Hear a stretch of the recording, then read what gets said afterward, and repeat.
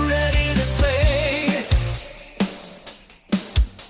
the GamezAttack podcast, leading the way. Old freaky gamer, rocking the scene, talking video games, living the dream. Gaming happening all across the land, from console wars to the PC stand. Mr. Mike in the captain's chair, bringing the news, just don't care. Game Talk Newz. Why, hello everybody, I am Mr. Mike and you are listening to the GamezAttack podcast here at OldFreakyGamer.com. This is episode 45, as I call this episode, Gaming Act. Yeah. Woo. There we go. Hello everybody. Oh, let me do that again because it seemed a little soft. Gotta try to build the premise up here. There we go. Yeah. Well, welcome. How's it going? I'm back. I'm back, baby. I'm back. Back in. Ooh, full of life. Full of happiness. Full of joy. You know, like Ren and Stimpy, happy joy, happy joy. I should get that song. That would be a good little, like, side thing there. Oh, why am I so happy? Well, I don't know. Living life, having fun, doing some gaming. I'm waiting on a package today as I'm recording this. This is Sunday, but Amazon still delivers packages on Sunday, and I'm waiting for my my portable steam room. I got a little one of those portable put together like little fake tent things like you used to get. The little zip up things, and you got a steamer machine on the end, and you plug the hose inside, and then there's a little thing that spreads the steam up and around, and you get a nice little steamer in there. Because, you know, I work out at home. I don't go to a gym. Gyms are I wouldn't say expensive, but unless if you want to get one of those weird plans, then they can be expensive. But gyms nowadays, too many assholes on gyms, and too many gym equipment breaking. Gym, like over here when I used to go to the gym, and it was a long time ago when I went to my gym over here, which they changed. They got, I don't know if it got bought out or whatever, or went bankrupt and another gym took over, but it used to be really good. It was like back in the day when I was a young Mr. Mike working at the grocery store, and I was working till like 11 something at night. I would go to the gym afterwards at night, and it would be beautiful because there'd be hardly anybody in the gym. It'd be clean. It was fresh and brand new. It was only $10 a month. Now it's like, what, $20 or something a month, and you get half that stuff. And it was big, and there was a lot of stuff. And then over time, over the years, they were like, well, the women want to be privacy for the women. So they started taking away space from the men, and before you know it, the men's part of the gym, because they had to segregate it, was a small little area, and then these women got like this huge area of the gym now, and it's like, well, what the fuck? You're catering to the women. No offense to the women, but come on. And I understood, oh, they don't want to be looked at when they're working out. Well, don't wear things that are super provocative. I'm sorry to say, I hate to be the one that says and tells the truth here, but don't wear your skimpy outfits. Wear some baggy clothes and, you know, shorts, big baggy shorts or something, or big baggy sweats, whatever. Don't look appealing. You know, men we just wear like I'm wearing now. This is my gym uniform. If I was working out in the gym, you know, I got a bunch of these shorts and muscle shirts and stuff. I just go and work out, and, you know, and if a guy really wants to hit on you, they're going to hit on you no matter what. But, you know, life got too bad. Everything got bad. Gym equipment started breaking down. Like I said, less and less room for the men. Saunas were all taken up by jackasses and fat people and stuff. So I stopped going to the gym a long time ago, bought a whole bunch of gym equipment for my own personal gym in the basement, which I turned my basement mostly into my personal gym. And then that was the end of it. And then I haven't been to a steam room in a long time. And I'm trying to get back into some working out. I don't know. I want to work out today, but I probably won't until tomorrow because that's the laziness in me. And plus, it's the weekend. And I'm like, do I really want to work out on the weekend? I should. I know I really should, but I want to play some games, some more games and stuff. I want to do some stuff. But I said to myself, I got my phone on. Usually I mute it, but I got my phone on. If my package gets delivered by the time I end this podcast or during this podcast or by the end of this podcast that I'm doing, I will full-heartedly go put my my little sauna, my little temporary, it's going to be a temporary sauna. I know this is a gaming podcast, but I'm talking about gyms and saunas and stuff. But working out is the game of life. Come on, people. But I'm going to put together my portable sauna. Start it up, put some water in there, do all this stuff. I'm going to work out, do like an hour or so of working out. And I'm going to go sit in the sauna, try it out for a half an hour to hour. And then go play games and make my sesame chicken and stuff. So I'm going to be making my own sesame chicken for dinner and stuff like that. And I think that would suffice. But if my portable sauna comes later than that, if it comes like after the podcast, way after the podcast or something, if it's like past 3 o'clock or something, which who knows, this podcast might last at 3 o'clock. It usually does, doesn't it? But if it comes after like 3 o'clock, I won't be working out today. I'll wait till tomorrow. I might put the sauna together, but I probably, well, I might try it out. I might try out the sauna, but I won't work out till tomorrow, Monday. So, because I'm recording this on Sunday, I actually almost basically forgot that I had to do a podcast for tomorrow. Yeah, that's my fault, folks. I almost blew it. I forgot. I thought, wait, didn't I do a podcast last? No, I got to do one this week. I got to put on a podcast this week, a gaming cast this week. So, yes, I'm going to be putting, hopefully, a portable sauna up in my house. And it's a temporary. It's going to be a temporary until I decide to fully do some, or I get money together. You know, when I get the big things done, this will be my temporary sauna for a while, and then I plan on building my own sauna in the basement.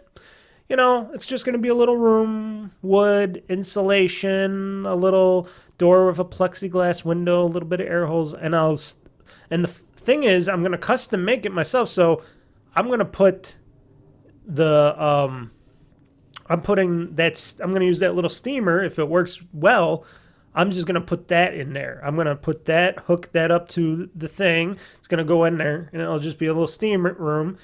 And, you know, I don't have to buy the expensive equipment or anything like that.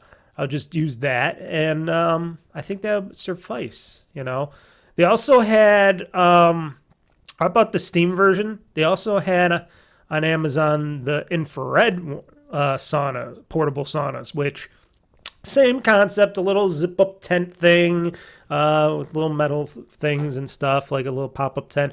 And then the infrared light was on top, like it was cooking you, like you were fries or something, or a slab of beef or something. It was on top. That one was a little bit more money. That was like over $300-something. And I was thinking that would be good too. Infrared I hear is really good, and people say it's like, I guess, less energy than the steam. I don't know. Boiling water and it just turns, I don't know. It might be, but the reason why I kept with the steam one and not the infrared one wasn't the cost, because I was spending almost $200 on the steam one, which is still damn cheap compared to what you want if you want to get a full-size steam room, a proper one made specially for that. Like I said, I'm going to make my ranky-dank one, but it's going to be pretty cool when I get done with it. When I actually do it, that's way down the line. I'm not in any hurry to build a sauna in my basement yet because I might want to move shit around again and do some stuff, upgrade the basement a bit before I even attempt that. And I got other stuff I can do first before that. But anyways, yeah, $300, $300+ for the. But the reason why I chose, I'll get back to it. The reason why I chose the Steam sauna was because of my sinuses. If you didn't know, I got a bad nose. I got bad sinus pressure, nose, everything. And the Steam will definitely help my sinuses. So it's a double whammy edge sword kind of deal here where it's like, awesome. Getting the Steam to help my muscles and my tiredness and, you know, aches and pains from working out or general working and stuff to relax in while I'm listening to music and stuff. And I'm also helping to clear out my sinuses and stuff and get maybe help my breathing a bit and stuff. So it's going to have a lot of good health effects to it. And the reason why I just decided to get the sauna, I saw it on the Giant Bomb Afterlife, no, not Afterlife, what is it called? Extra Life, not Afterlife, Extra Life stream that they did. And Dan Reichard, they were in Dan Reichard's house this year to do the Extra Life stuff, which he has a big house.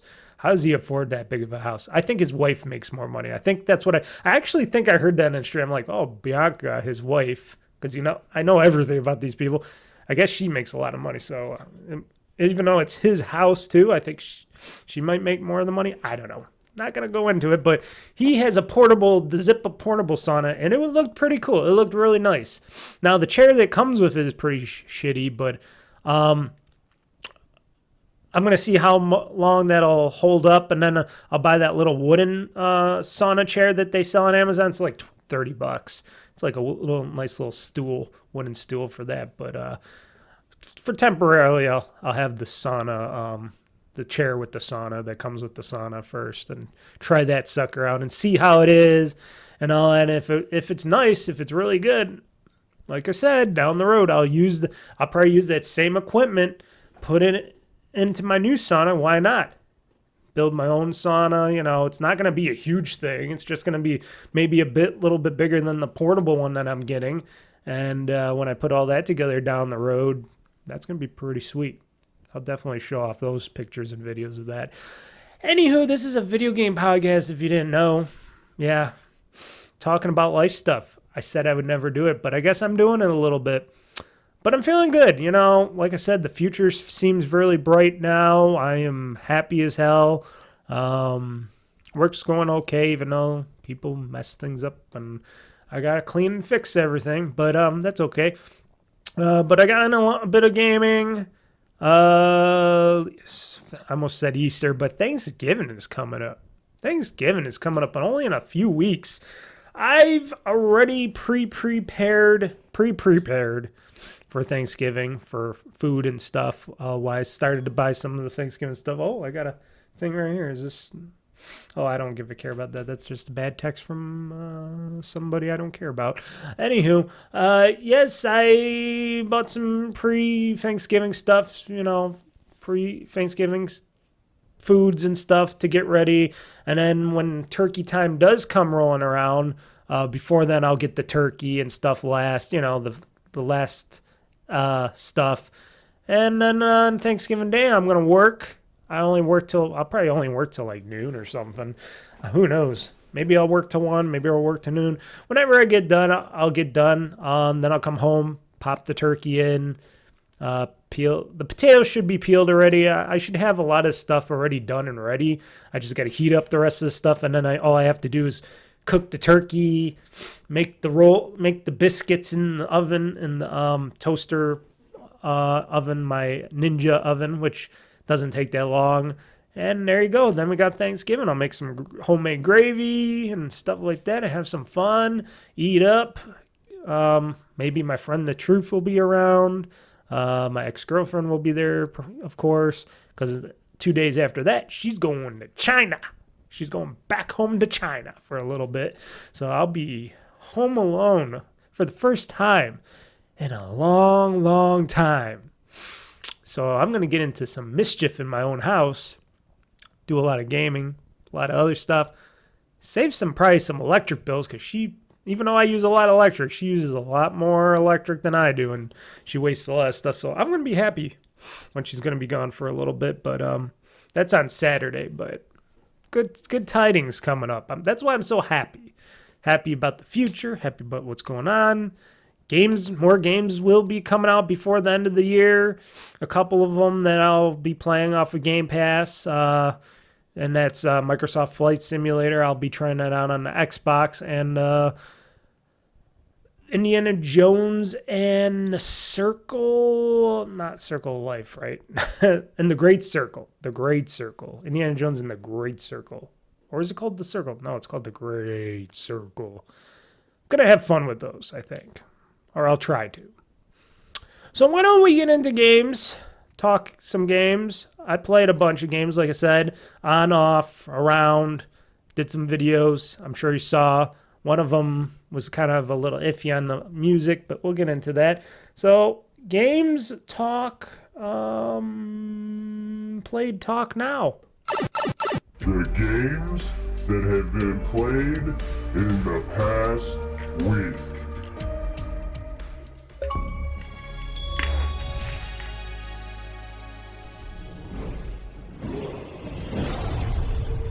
That's a good game. Enjoy your gaming. So, the games that I, Mr. Mike, have played in the past weeks, which might change in a week. I'll tell you guys in a bit after all this. Played some of that Call of Duty Black Ops 6. I've been playing the campaign a little bit. Not the multiplayer, but just the campaign, because I told you, Mr. Mike, I don't got the fingers like I used to. I don't got that hand-eye coordination like I used to doing the multiplayer. So I didn't feel like downloading it and stuff like that. But I did play a bunch of the campaign. I do plan on going back into it during probably this week in general to play more of it, finish it up. I don't think it was supposed to be super long, but I'm interested in it. It's pretty good. Like I said, it's been a while since I played a Call of Duty 3 I tried out, and that sucked really bad. I understand why it sucked so bad. It did. It was a bad game. Play-wise, story in the beginning, I just did not know what the fuck was going on. In this game, I actually kind of know what's going on in Black Ops 6, even though I never played any of the Black Ops games. I never played any of the Call of Duty Black Ops games at all.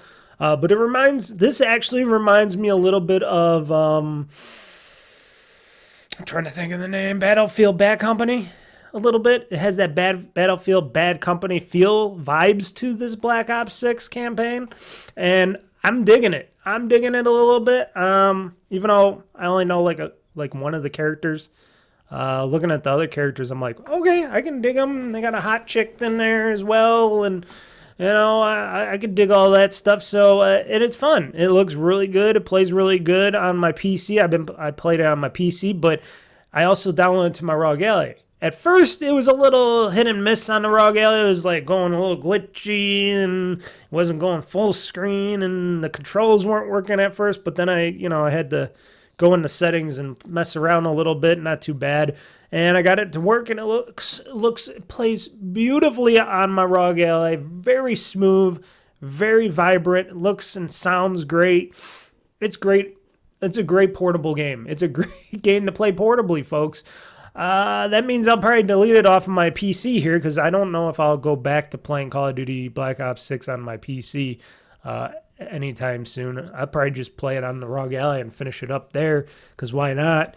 Because it plays very well, and I can play it at any time and drop it at any time, so why not? And save some electricity. I've been running this big machine very heavily for the past couple of days, a lot of days, making gaming videos, playing games, recording movies and stuff on here, and ripping movies and stuff like that. So I've been doing a lot of heavy load work on my big computer. So using my little ROG Ally, which is I got sitting in there, it's all fully charged in the back.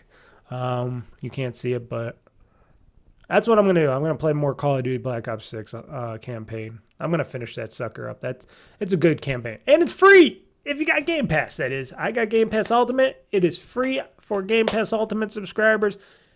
That is beautiful. That is beautiful. Played a bit of Minecraft. They updated the server. I had to update my server again.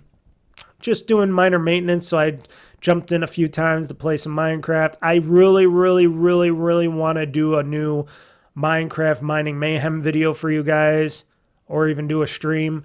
I just want to get to the point, which I have to get back in and play more of it, but I have to get to a point where I'm actually just building something. I don't want to be just doing my destruction thing. Like, I'm still digging out the mountain, but I want to build something with you guys. I want to start something with a build, but I cannot do that because I need some supplies. I want to get some other stuff going, and then I'll start doing the build, and then we can do like something. I'm want to do some crazy thing where I'm building it up in the sky or something like that. Build like a superstructure in the sky or whatnot.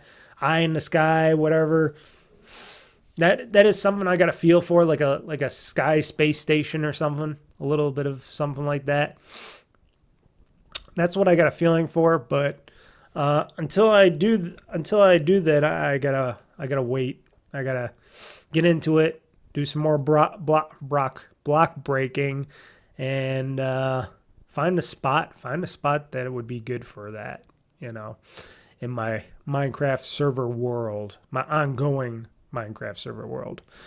So play that on and off, not a big deal. It's just I hate when I have to update the server. It took a little while. Things were not working well. Had to redo it a couple times. Got it to work. Luckily, I back it all up. Luckily, I back up my server, server game.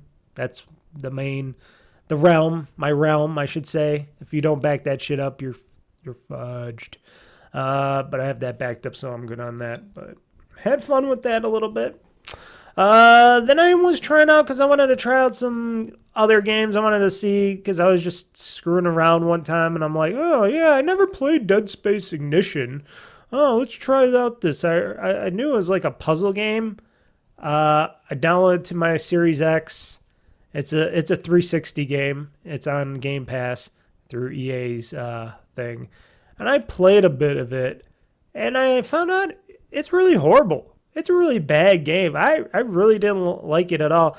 The story part was okay for, your storyboard type of movie, if you want to consider it a movie. It was just like storyboard and stuff like that. But the puzzle part was just horrible. And it changed. And at first it was okay, and then it changed to this puzzle where you got to... I don't know what it is. They were telling you had to go up and down and around. And I'm like, I'm trying to do this. It's not working. It's really horrible. And I just gave up on it, and I just deleted it off my system. I just could not get into Dead Space Ignition. I don't know if it was a game that people liked back on the 360. I know they just brought it out because they wanted to bring something else out with the Dead Space name on it. But it is not a good Dead Space game. Not at all. Dead Space games is when you go in is Isaac Clarke or somebody else, but mostly Isaac Clarke. You're going into a spaceship or a planet or a space station or whatnot, and you got all these weird creatures trying to kill you and stuff, and you're going, pew, pew, pew, shooting them and stomping them like, and that's the story of Isaac Clarke's Dead Space game, which I still got a lot to play of Dead Space. I know that's another game I got to get back into. I really got to get back into that Dead Space Remaster. I got so far. I played a bunch of it over, my Game Spook Fest that not many people watched. I'm sorry to say. I'm kind of a little bummed by that. I thought a lot of you would want to watch that during the Halloween spooky season or whatnot, or just watch in general, where I played a bunch of spooky type games. And not many people really wanted to watch that. And I know it was like, 8 hours long, but I put each game in chapters, so if you just want to watch certain games of the video, you could go ahead and watch me play a certain game in the video, or play one part of it each time, come back. But not many people wanted to watch that, so I was kind of a little bummed about it, because I worked so hard and I had so many fun games to play on it, and not many people watched it. I don't know. I'll try to bring it back next year for Halloween with some more different spooky type games to play, and let's see if maybe it'll catch next time. But if not, it doesn't. Maybe people just want to watch just one game. I don't know. People are fickle like that, especially on YouTube. YouTube viewers, they suck. The YouTube viewers really suck. I'm sorry. Even though this podcast video is on YouTube, you guys suck sometimes. It's just, stop being so picky. Watch somebody play some good games, have some fun, and enjoy. That's what I do.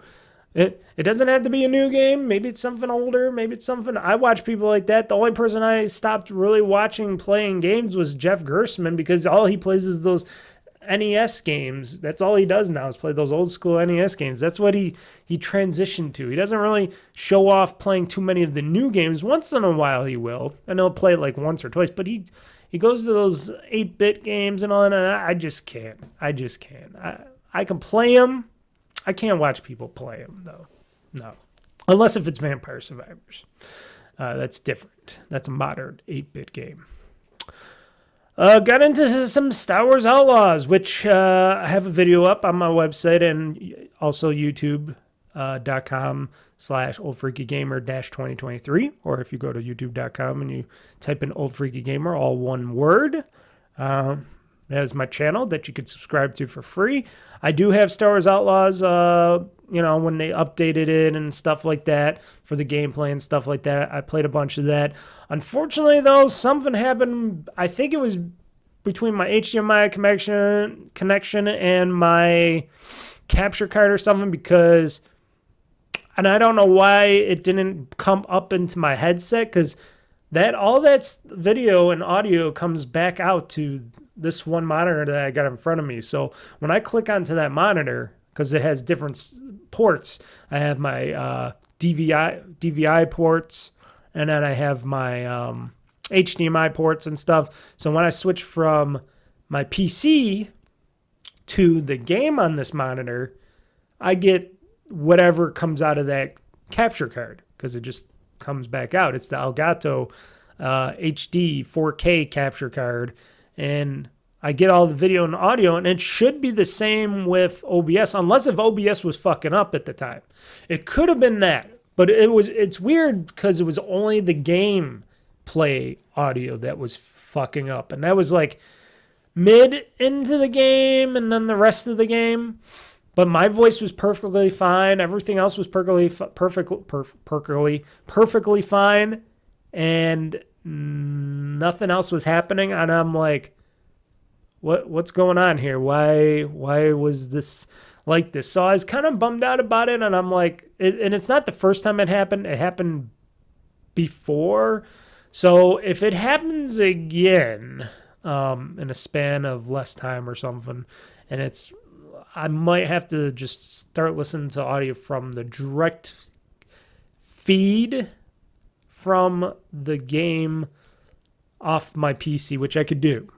I could still get the direct feed to this monitor, but I'll take the audio part from the capturing that I'm doing. You know what I mean? From OBS, coming out of OBS to my ears, because I could just plug in my headset into the speaker here and get everything into there instead of listening to the audio coming from that, because maybe something's going on where it's like the audio's coming over here and it's getting all a little crackly and breaking up because of OBS. But then when I hear that, I can stop it then.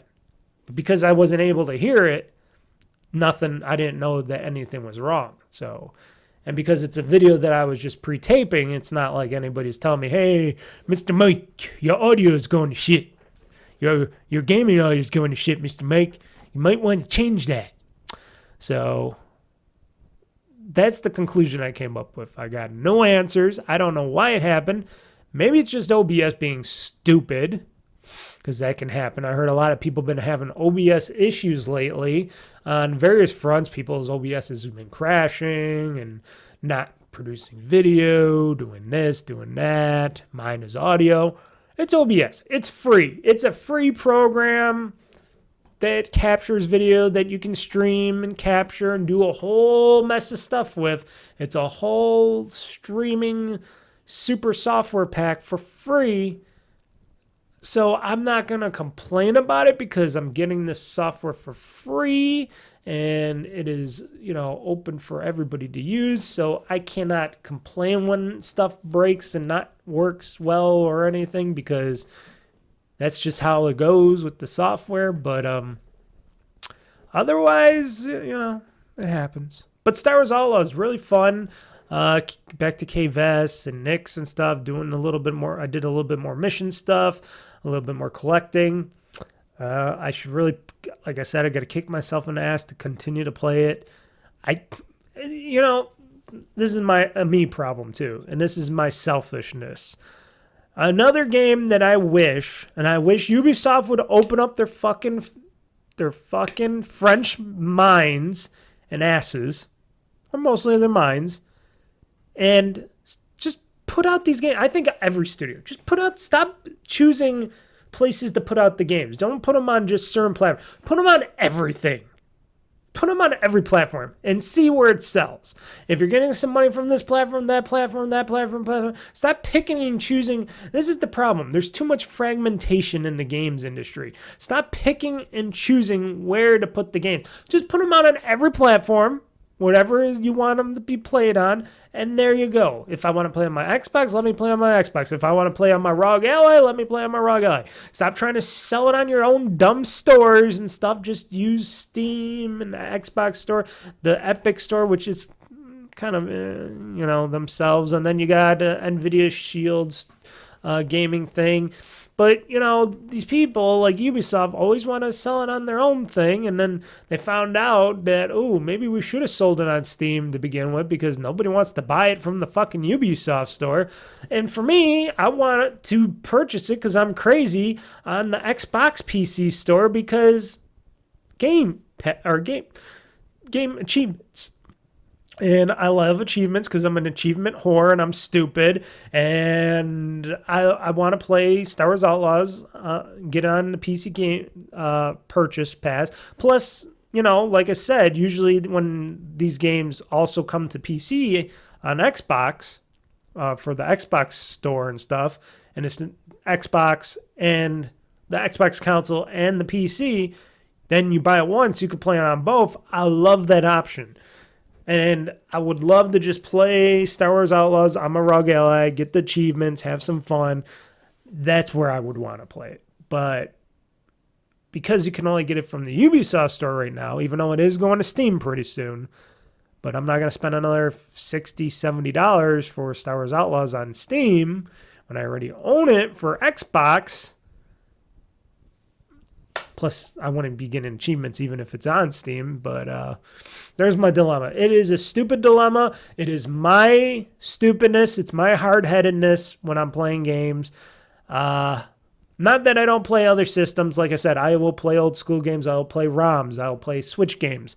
I'll play older PlayStation games up to the PS3, not PS4 or PS5. Well, PS4 and PS5, if they come on the Steam store and I buy the games off of Steam, sure. But otherwise, nothing really PlayStation for the future, at least not in the near future for me. But anyways, I would play these games on anything. I just really, really wish they just offer to just put on everything and stop it. I know different services offer different amounts of return on your money, on your investment for every sale and stuff. I know everybody charges a different price per sale and stuff. But shit, you're going to eventually end up in those stores anyways. If you're going to keep the game at a higher price and sell it everywhere, go ahead, do that. I don't know. I just hate the fragmentation. I hate that kind of shit.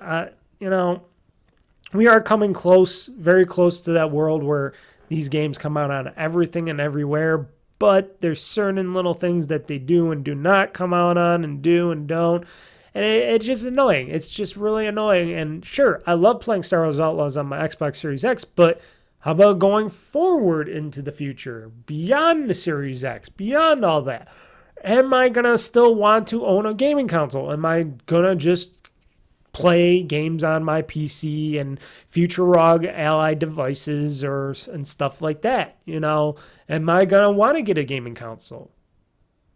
Or will I get the next Nintendo Switch? Probably, eventually down the road. But am I going to get the next Xbox? Or the next PlayStation? And I put that in definite quotes because after 4 sucked and I saw 5 and I see the amount of games that the types of games that comes out on those platforms, I'm like, not enough to justify owning the hardware outright. And plus, like I said, when they come out on Steam, and because you're not getting any achievements for that, you just get trophies, and I don't care about trophies as much as achievements. It's a whole thing for me. It's my thing. But, yeah, the game is fun. Back to the game. Star Wars Outlaws is still fun. Still having fun with Kbps and Nix. Unlocked some stuff, doing some stuff on Tatooine. I just got to get back in there and play some more of it. Got to get on my Xbox, play more of it. I would say tonight, but I think today, for the rest of the day, is going to be Vampire Survivors Day. So we'll get to that in a minute because I've been having a hoot and a holler time of Vampire Survivors. Plus, there's a mid-Let's Play this week on Wednesday where you'll watch me play some Vampire Survivors. Yakuza 5, ROG Ally, I started back playing more of that, continuing with that. I kind of figured that I think Yakuza 5 is the weakest of the Yakuzas. 3 is pretty down there too. 3 and 5 are probably the weakest of the series. 5 gets a little bit better, but I haven't gotten to the Hiroka part of it yet, I think. I think definitely 5 has the Hiroka part of it where she is going to be... Yeah, 5 is the one where you play as Hiroka. I'm sorry, I butchered her name. But you play as the girl, and you go to be a star and to be a pop star, Japanese pop star and stuff. And then you're just going throughout this whole class, and you're doing this whole thing by yourself, and you're doing some mini games and stuff. And that's where it really just went for me for that game. But it does finish off really strong in Yakuza 5, and then after that, it's Yakuza 6, which is really good. And then I'm done playing my backwards catalog of the Yakuza games again on PC. But I haven't been getting any unlocks or achievements or anything from Yakuza 5. I don't know why. Nothing seems to be working in the game. And the game's kind of, it wasn't my cup of tea. I played through it. It was okay. But it lacks a lot of that. And I love how the new and future games, like this upcoming Yakuza Like a Dragon Hawaii edition or whatever it's called, Hawaii, is going to have Majima, and they go into bold new territory and they do cool things. It's really crazy how they get really awesome in those. And those games I will definitely be able to play probably on the ROG Ally and stuff because they usually sell their games on the Xbox PC store. Not just the Xbox store, but the Xbox PC store for all the Yakuza games. So they at RGG Studios know what's going on. Not the rest of Sega, but RGG Studios knows what's going on. Atlas does it too. They release their games also on both the PC and Xbox stores in general, so I can get it on there, buy it once, play it either on a console or handheld, which I play on it mostly on the handheld, and I love that. It's a beautiful thing, baby. It's a beautiful thing, and yeah, I'm still just pushing through Yakuza 5 little by little. I'd rather play other things than that, but little by little.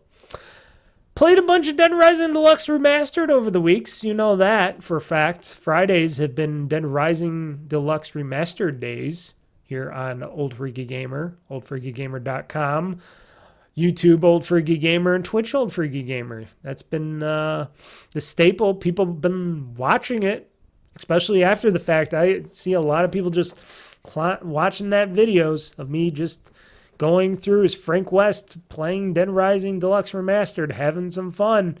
It's a fun game. It is a really fun, kooky game. It seems like it's missing a lot of stuff that the original Dead Rising had. Like, I thought there was like more weapons in the original Dead Rising. Like, I felt like I was able to do more kooky stuff. And in this remake, because it's using the re-engine and stuff, and they overhauled it, and it's, better graphics and stuff, it's missing that cartoonish side of what Dead Rising used to be, the original Dead Rising. And it's not a negative, it's not a plus, but it's not a negative. But everything in there is a lot darker. Everything, the whole mall is darker, unless if it's daytime. It's harder to see for somebody like me to pick up weapons, do this, do that, fight the zombies. And because the original game was so bright and so this and that, you were just going through the mall. It was like super bright, like you see me right now. You could see everything. It seemed like there was more weapons. There was more kooky-ish fun. They made it a lot more serious-ish in this one. Even though it still has that kookiness to it in the background, they did make it feel a little bit more serious, though, in this game, going around ahead in this game this time around. And it takes away from some of that kookiness that the original had, but it does add the elements that the game of life of playing the game is better. You know what I mean? Better controls, better graphics to see what you're doing, where you're going. It does have those quality improvements that do make Dead Rising Deluxe Remastered a really solid title, or remake title, or remastered title. What they say remastered, remake, whatever. They did a really good job. It was really fun playing this game. I played a lot of it. This time, this stream, though, I am heading away from Dead Rising.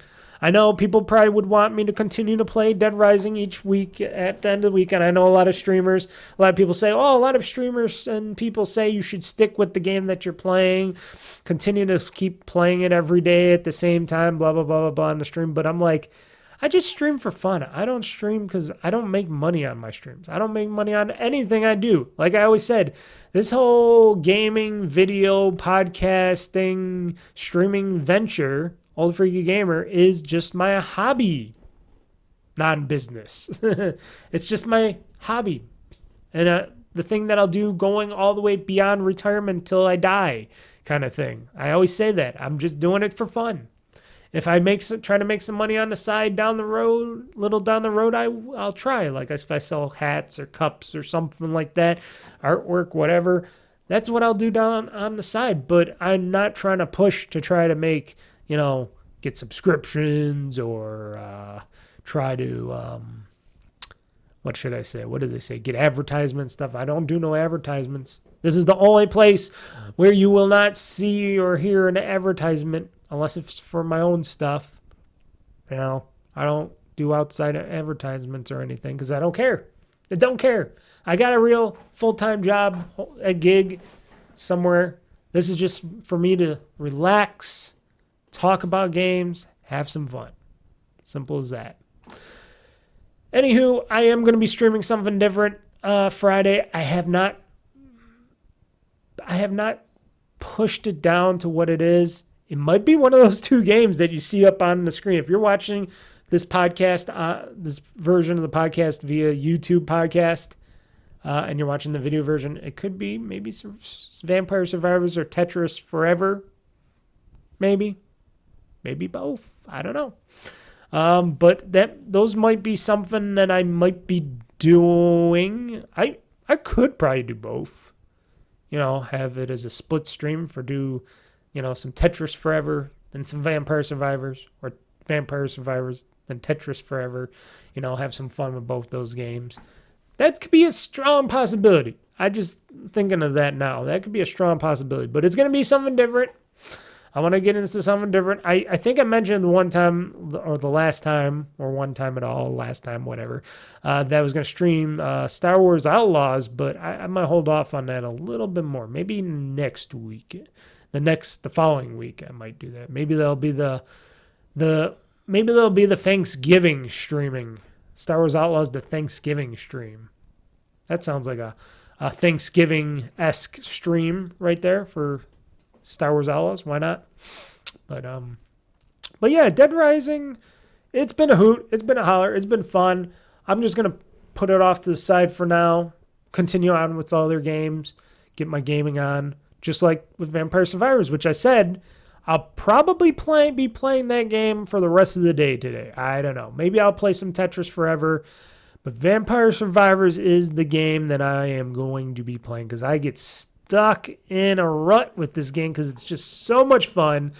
I just got that Castlevania DLC not too long ago. I even did a video of it, sort of. Yeah, it's the Let's Play I did. And boy, I've been watching other people play Vampire Survivors, and it's just a fun game that just keeps on giving. It's a game that keeps on giving. If you want some DLC for it, you can get it really cheap. It's like a couple bucks here and there. It's not like $20, $30. It's like I don't think there was anything that was $5, but it was like $3 or $4 for each DLC. And when your DLC is only $3 to $4, of course you're gonna buy it. Why not? If it gives you more characters, more areas to plan, story, etc. for $3 or $4 for DLC, oh damn, hell yeah. Oh hell yeah. So I've been having a lot of fun with Vampire Survivors. And I was playing this game on the PC every week, on the Xbox Series X, and my ROG Ally. That game has been getting a lot of, and the best of cross progression of this game with the cross DLC support. Holy shit, does it make that game fun to play. Because I can play on my PC one day, play on the console the next time, and then I'll just hit it up on my ROG Ally, and it's like updating. There you go. More coins, more characters, more stuff, and destroying tons of monsters, feeling like you're a god. Oh, it is great. Such a great game. If you haven't played Vampire Survivors, pick it up. It is really fun. It is really easy to get into, and you don't have to have skills to play Vampire Survivors, and it's out for a lot of stuff. I don't know if it's out for everything, but it's out there. It's really out there, and well worth any pennies that you pay for it, which is, I don't even think they charge that much for it. What do they charge? Maybe $20 for the game, the main game itself, if that. Maybe it's cheaper now, especially Black Friday around the corner and stuff. Maybe they got some Black Friday sale going on with Vampire Survivors, and you can get it on anywhere. Xbox, Steam, this, that. It's everywhere. It's everywhere. So, very fun. Unlocking more stories and unlocking more areas and stuff. Playing that Contra stuff was pretty fun. And now I'm in, like I said, in the Castlevania DLC, and that's been pretty fun. Very fun game. I always have fun going back in the game, and I'm still earning achievements because each achievement's like 5 little points they give you for each achievement. So they got like hundreds of achievements in this game. It is crazy on how many achievements are in Vampire Survivors, and it's just crazy. You're playing and playing and playing, you get some achievements, and you play. Whoo, doggy.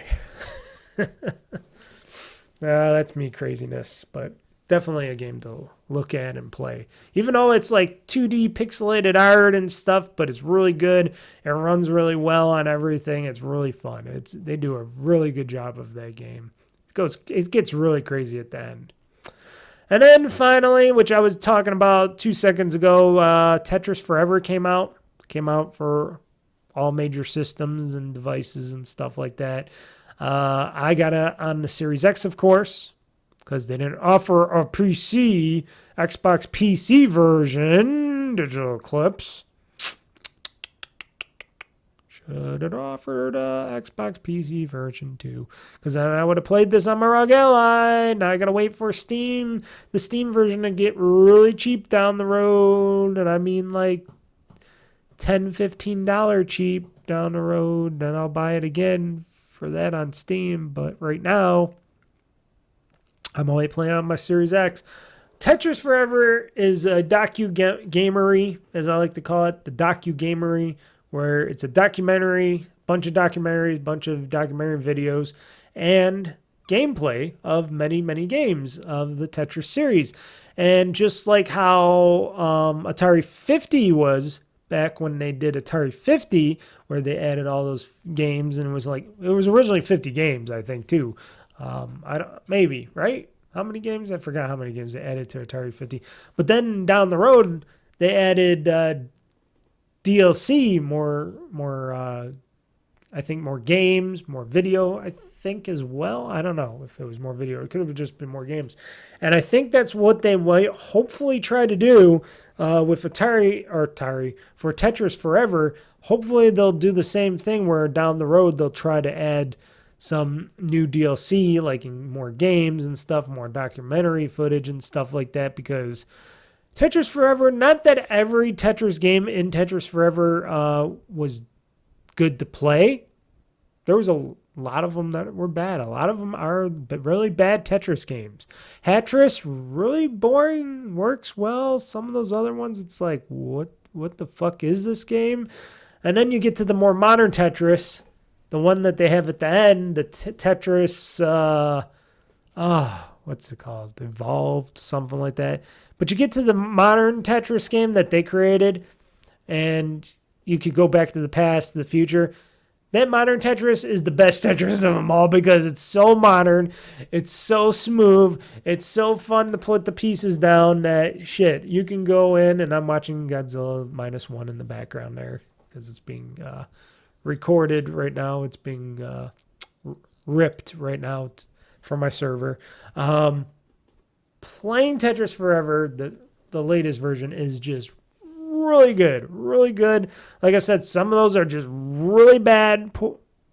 Like, some of them, I like that they have the Japanese versions of some of those games, but if you can't fucking read Japanese in some of those Tetris games, you won't be able to play them. They have this one where it's these stone things. What do they call that? Go. Like, it's called Go.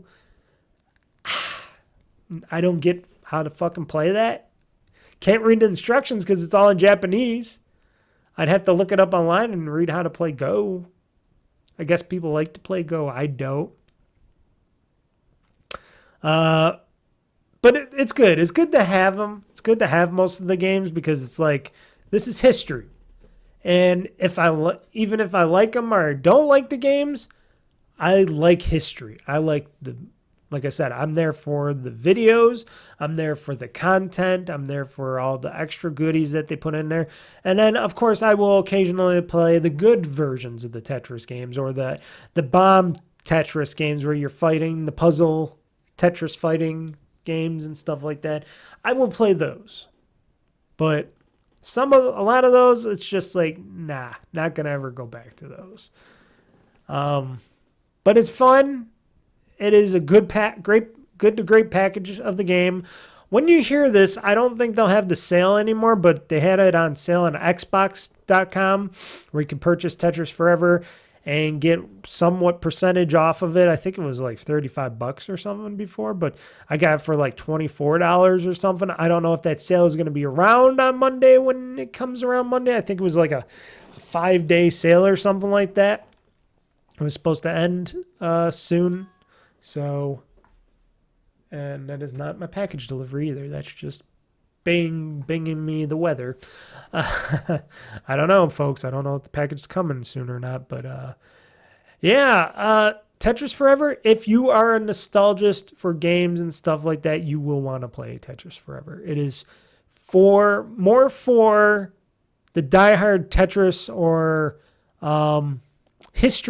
game history fans than it is for the gamers. You know what I mean? This Tetris Forever is more for people that respect and love gaming history, that want to learn gaming history and stuff. That's what Tetris Forever is, in my mind. Just like Atari 50 and all that. It's a history lesson. But then you get to play the history as you're learning the history of the games. and what they were programmed on, etc., etc., etc.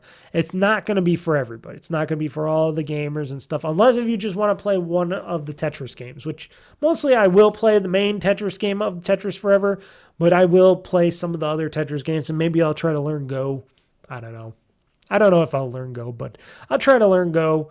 I'll have to read up the instructions somewhere else instead of the Japanese wording. They could have did some more to Tetris Forever, especially for those Japanese games.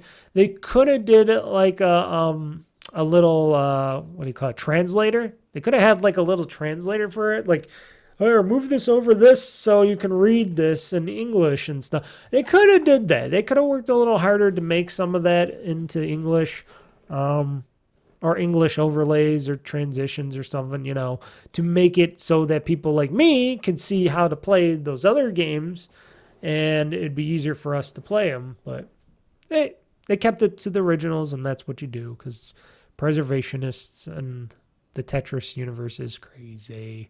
But a fun game, or fun series of docu games, and if it's anything like Atari 50, hopefully, I know there's a lot of licensing issues that go around Tetris and stuff, and all the future and past Tetris games and stuff, but if they can get it locked down, maybe we'll see some Tetris Forever DLC with more Tetris games and stuff. And because there's a ton of Tetris games out there still that still haven't surfaced yet, so maybe we can get those on there, and yeah, that'd be pretty cool. That'd be pretty cool. This is something I'm going to play a lot of. A lot more than Atari 50, because Atari 50 was just for the collection, for my collection, for the docu-series and stuff like that. The games, not so much. I'll play maybe one or two of those games from Atari 50, but otherwise, it was all for the fun of learning gaming history and stuff. This too, but at least a lot of these games are playable, and a lot of these Tetris games I'm interested in, especially when you got some two-player Tetris games like Tetris Battle and stuff like that, and I can have my friend The Truth come over. We could battle each other in Tetris. That's fun. That's fun. Mm-hmm. So those, people, were the games that I played in the past week. So I'm going to take a quick break. You will not know at all, because it'll just quickly happen in a blink of an eye. But I'm going to take a pause, and I'm going to take a little break to drink some water and blow my nose. And then we're going to get into some more gaming talk, and then at the end, the Gamez Talk Newz.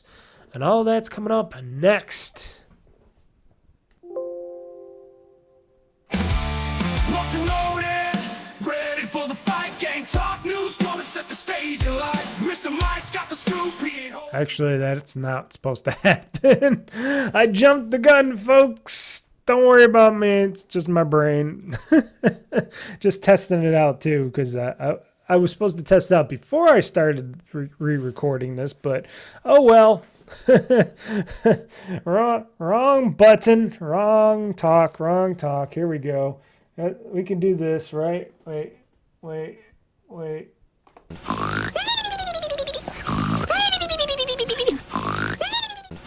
There you go. Epic fail. Yes. There we go. Sad trombone. That's even better. So I was just saying and talking about some stuff about maybe future streams, stuff like that, future doing stuff. So maybe the upcoming stream for this end of this week, which I looked at my calendar, I'm like, oh shit. If you think about it, when you're listening and watching this podcast on Monday, next week Thursday is Thanksgiving already. So you only got this 1 week, and then part of next week, and then it's already Thanksgiving. And then before you know it, it'll be December, Christmas, all that shit. What the shit?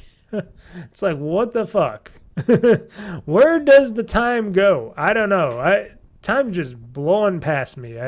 It's blowing past me so fast that I'm just like, where did everything go? The holidays just come, go. We'll be in spring, and then it'll be summer again before I know it, and shit. Wow. I can't believe it. It's just like going by so quick already. I can't believe it's going to be Thanksgiving next week. can't stay and enjoy holidays. I am going to be off on Friday that week though, so I'll be working Thanksgiving, but only for, some of the day, most of the day, whatever. It's going to be a light day. I know it is. And then I'll leave as early as I can, and then I'll go do my fixings and turkey and stuff. Maybe have a guy, my friend, over or not, if he wants to or not. Have some fun eating, relaxing, and then Friday, that's going to be a relaxing day.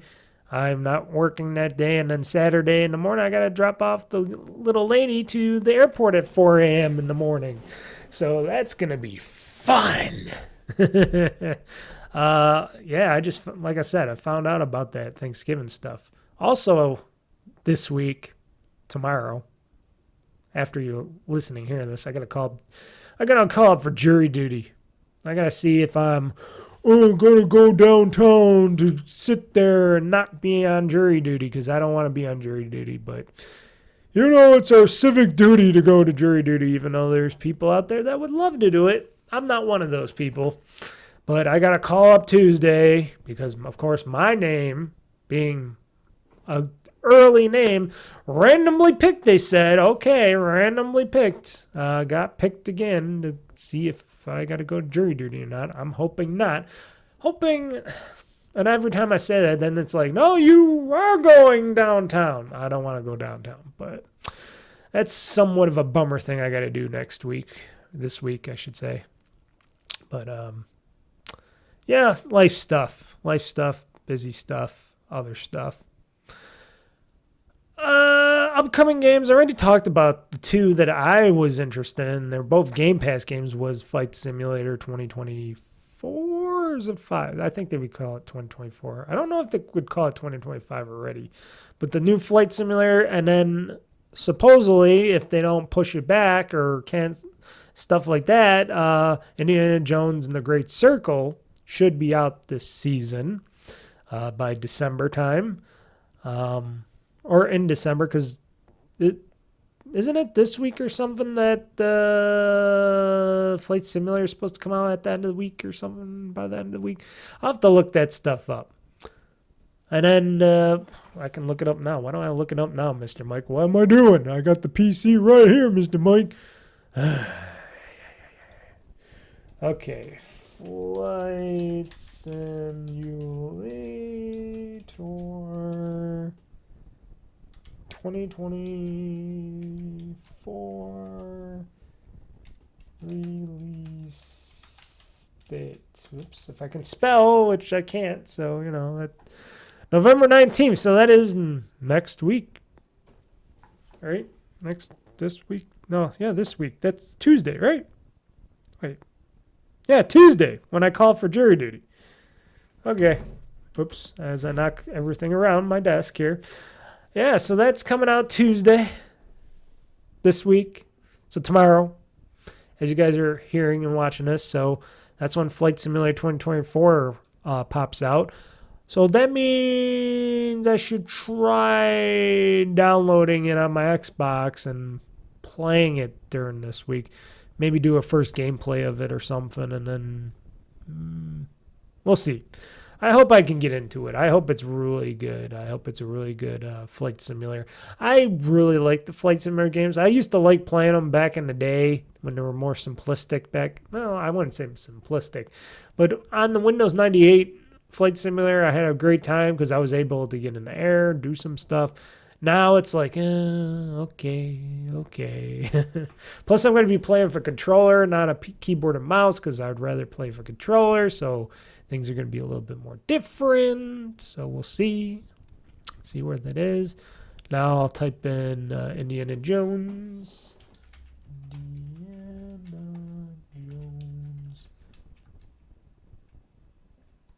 And I think it was called the Great Circle. Great Circle. Is that what it's called? Indiana Jones and the Great Circle. Okay, it is Indiana Jones and the Great Circle. That's coming out December 9th. So right not too far after we leave November, that's when Indiana Jones and the Great Circle comes out. So alrighty then. I just needed to know because I forgot all that stuff, and It's good to know stuff, folks. It's good to know stuff. So I'm looking forward to those things. There's probably some paid games that coming out as well. But otherwise, next year, I'm really interested in Avowed coming out. That is a game that I'm really interested in. It's supposed to be really... it's supposed to kick Dragon Age's butt. And it's supposed to be a little Skyrim-ish. It's made by the people that made the other great RPG game. Not Outer Worlds, but yeah, Outer Worlds, yes. Outer Worlds. They did a great job on that. Even though I didn't really get too far into it, because I just didn't know what I was doing, but Avowed looks really sweet. I'm really interested in that. That looks like a game that I want to play starting next year. So, those would be the games. I don't know. I guess there's some more Switch stuff coming out by then, but I don't know if I'm buying any more Switch games yet. I might want to get that new Zelda one, but that's about it, because I already got my Mario Party Jamboree. I got that. That's good. That's a good game to play by myself, with friends, family, people like that. Yeah. Otherwise, and this is just a throwing it out there, update, not update. So I got a question, and you can comment on the comments below if you're watching this on YouTube, on your YouTube video, or you can email me at oldfreakygamer@gmail.com, or you can tweet me at OldFreakyGamer on Twitter, whatever, or I would just do it in the comments section below. Would you prefer that I just do only podcasting videos from going forward down the road in the future, where I just do these podcasts and they're just video forms on YouTube, and I just put them out on my website and all that? Or is anybody interested in the audio versions of these podcasts? Because when I look at my account on Podbean, I look at the downloads I get from my podcast side, from the audio side, and it doesn't seem like they're that big compared to what I get on my video side of the podcast. And I'm wondering if people are even interested in just listening to me talk in audio form and not just and do a video. I don't know. Let me know on the downside, because that's what I would like to do. I would like to find out. I'm still going to continue to do audio-based only podcasts of this show, so don't worry. For people that do listen to the audio version, I'm not going to give that up anytime soon. But I was just wondering, because I know I get a lot of views on the videos sometimes, but the audio side, I would like more people to maybe download. It's free. You could go oldfreakygamer.com, go to the podcast, subscribe on any of your major podcast subscribers. You could get it on Apple, YouTube for Google, Amazon for Amazon podcasts and audio, Spotify, all that stuff, all those great big podcasts.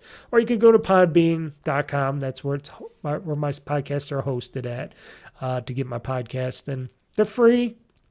It's this show, but in audio form, so you're not viewing in a video. But if you just like watching on YouTube, let me know. I just want to know. I just like to hear the comments on something or other. Plus, also, my plan, and this is just a very loosey-goosey plan, I'm thinking that I might go back to a regular once-a-week show of this podcast. Meaning, instead of doing it every other week, I'm thinking I might put one of these out every week, once a week, every Monday or something. I don't know. It's something I might do. I haven't solidified it. If I did start doing it, I'll probably start it on my anniversary of when this comes out, because why not? Why not do it on the anniversary, around my birthday, around when the Old Freaky Gamer got started and stuff in June.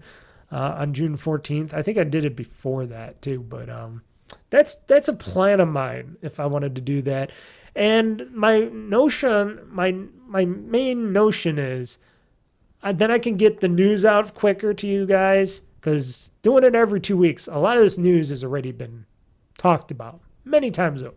A lot of it's older. And two, it would be able for me to shrink the podcast sizes down a bit. Instead of doing a 2+ hour show, I could get it down to maybe an hour show or a half an hour, 45-minute show. You know, podcast-wise, if I did it each week instead of every 2 weeks. I don't know. I was just thinking that because I was like, you know what? It wouldn't be too hard for me. I'm getting in a good spot where I can do it once a week, you know, do a little this and that. I don't know. Just throwing it out there. A little bit of question and answer. So feel free to let me know on the website. And another thing that I'm just throwing out there, another weird, stupid idea I had thrown out there.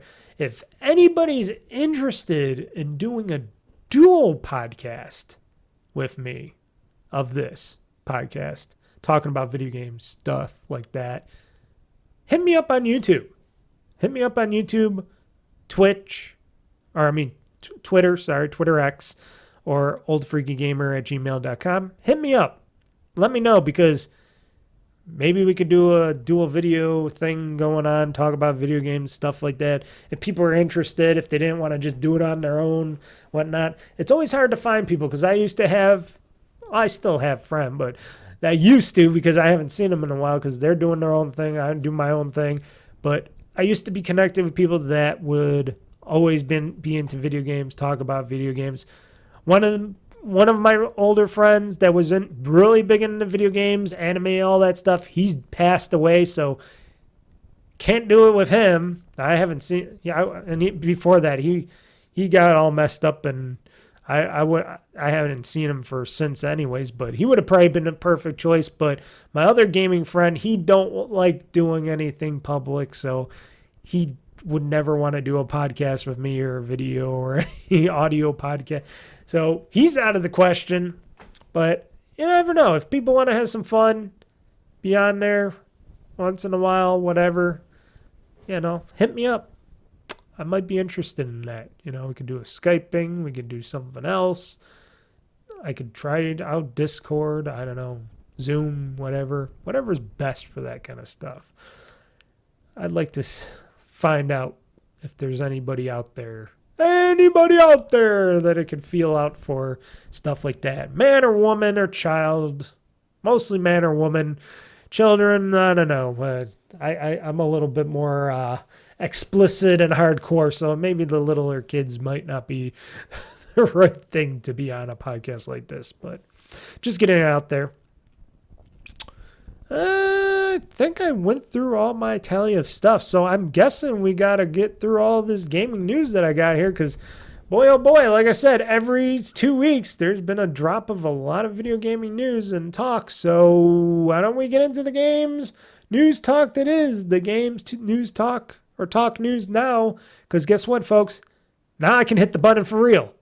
Locked and loaded, ready for the fight. Game Talk News, gonna set the stage alight.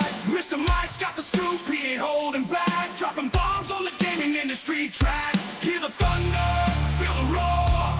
Game Talk News, gonna settle the score. From E3 to PAX, they got it all. The highs and lows, ready to brawl.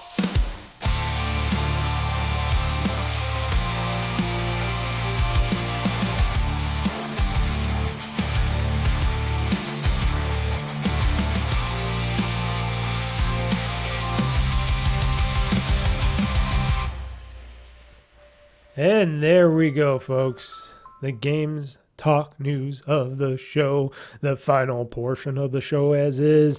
And before we get into talking games news talk, I forgot, and this is off the topic of video games, but there was the game of boxing that happened Friday night. I actually watched the very end of the boxing match between Tyson and Jake Paul, and boy, oh boy, from Netflix crappy video streaming issues, which, boy, if that's their test on how to do a video stream and stuff, they are way behind anything that YouTube and Twitch and anybody else does out there. That sucked because that was getting all flaky. It wasn't in high res and it kept crashing and falling out.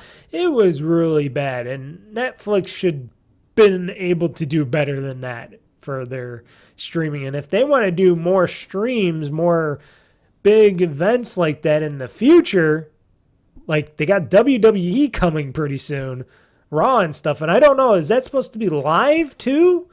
I don't think it was taped. Yeah, I think that's supposed to be live and stuff. If that's, yeah, those are live too. Yeah, those have to be live because I don't think people would just want to see stuff pre-taped and put on there. No, those are live on going to be live on Netflix for Raw. If they're going to do those things live on Netflix, oh my God. Wrestling fans around are going to be fucking flipping out like mad. If I know wrestling fans, because I am pre-wrestling, I'm post-wrestling. I'm still a wrestling fan in general, but, you know, not WWE fan anymore, but WWE fans, like what I used to be, if they're what we're watching and that shit craps out, because that happened on the WWE Network when they were first introduced to WWE Network and fixing things and tweaking things out in the early days, and the streaming videos would be crappy and crap out and stuff, and Netflix, you better fucking fix that shit up quick. You better get those servers up. You better get that bandwidth up on everything. You better fix that shit before WWE Raw comes on to your streaming service, video service, because if that shit ain't quality, people that would be like me are going to tell you to go fuck yourselves, and then you're going to start losing your subscriptions. If you don't think you're not going to lose subscriptions because of people, what you're charging up now, because you're, of course, charging more money all the time and all this other stuff, wrestling fans will cancel your freaking ass. I am warning you as a post-wrestling fan. Trust me on this. I know how fickle we can be, but shit, they better get that shit fixed because that was a poor stream of the video. Everything was bad. Even when I rewound it a little bit to watch like some of the replaying of the video, and it was still all pixely and really bad. You cannot do that with wrestling. No. Netflix, you better get that shit together. Because YouTube, you can stream to tons of people on YouTube. Twitch now has even got their acts together a little bit, but those two platforms could easily stream stuff like Raw and stuff like that live. But Netflix, you better not fuck that up. You guys better be going around that clock, because isn't it next year, early next year, when Raw comes to Netflix officially? I think it's the start of the new year, like January or February or something around there. Better have that ready, especially if you host. I don't know if they're doing WrestleManias or not, but that might still be on the other streaming service. But that was bad, and the boxing was bad. Jake Paul and Tyson really sucked, and everybody let them know, and all the boos and stuff. That was bad, and I can say all the shit I wanted to say with the Money Mayweather and his fights and stuff. This was bad, and I don't watch many boxing matches, but when I try to watch something that is a boxing match, that was bad. I don't care on how much respect you have for Mike Tyson. If you got the ability to knock the fucker out, you knock the fucker out. Don't just be, I don't want to get him knocked out because I'm going to go easy on him. I'm going to hold my punch. No, if you think you're going to knock the fucker out, don't talk it, knock the fucker out. And Mike Tyson, I thought you were better. You didn't look like you was in shape. You looked like you was still carrying a few pounds up in the stomach area, and he was just gassed out. It's like, dude, you don't got the eye of the tiger in you, brother, anymore. I'm sorry to say. I'm a big Tyson fan. Like I said, even though I'm not a big boxing watching kind of guy, because those could be really expensive, and this is basically free for me because I have Netflix for other stuff temporarily. But wow, that was horrible. I didn't watch any of the other fights because that was during my streaming on Friday. I might try to go back to them and watch a little bit of them, but the Tyson Paul fight, oh, so sad. So sad. Wow. Gotta lose some respect for those guys. I'm sorry to say. And I wanted to see Tyson knock the shit out of Jake Paul. I was like, oh, yeah. Even at 50-something, come on. I got my one friend. He's like 40s. Not 50s, but 40s. And he could probably knock out Jake Paul. I know I could probably knock out Jake Paul. I know you guys probably thinking I'm fucking crazy and stuff. But what I was watching, and I was looking at Jake Paul, I'm like, you see my one recent video I did? I did my recent Tetris Forever first gameplay. You see my arms? See? Yeah. Oh, baby. Oh, baby. Oh, yeah. It looks better when I did the picture. It doesn't come out really good with the ring video, but oh, yeah. I was looking at Jake Paul's arms. I'm like, I thought he was bigger than that. I thought he was thicker. They're thick in the stomach. They got the stomach padding. I don't know if they got the abs, but they definitely Tyson didn't have abs. He had the stomach. Paul, he looked like he kind of had he's a thicker boy, but I'm like, I was just looking at it. And I know I'm dreaming here, but I was like, damn. I'm looking at him like, I bet I can beat the shit out of Jake Paul just watching this. I know I could have taken out Tyson because Tyson was just, he was barely doing anything. He was just holding up like this, like, and nothing. He had nothing. And I'm like, wow. I thought they were just going to go at it. Everybody thought it was going to be like the Rocky movie. You know, when older Rocky, they got him back in the ring with the newest heavyweight champion and stuff of the world. And he's old already, old Rocky already. And he goes at it. And he goes and tries to whip the boy. You know, he went the full. He went and did the distance. I thought that's what was going to happen here. And no, this was just like two little kittens playing. Wow, wow, wow, wow, wow. That was it. That was some sad boxing. Probably put boxing back in the box for a little while there. I bet a lot of the other boxers were just going, oh, what the fuck is this? And like people heard in the arena, they were all booing. That goes to show you, folks, not all hype is real.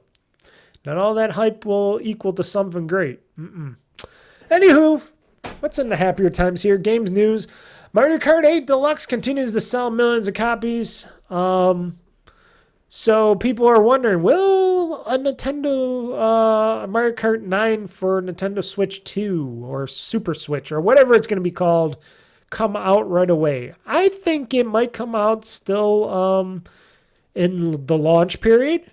In the beginning of the launch period, maybe not just right away, but they'll have a launch period. Because my prediction is for the new Switch 2, Super Switch, or whatever it's called, my prediction is that they will have a Mario game that nobody knows about yet, but they have a Mario game, the first proper Mario game.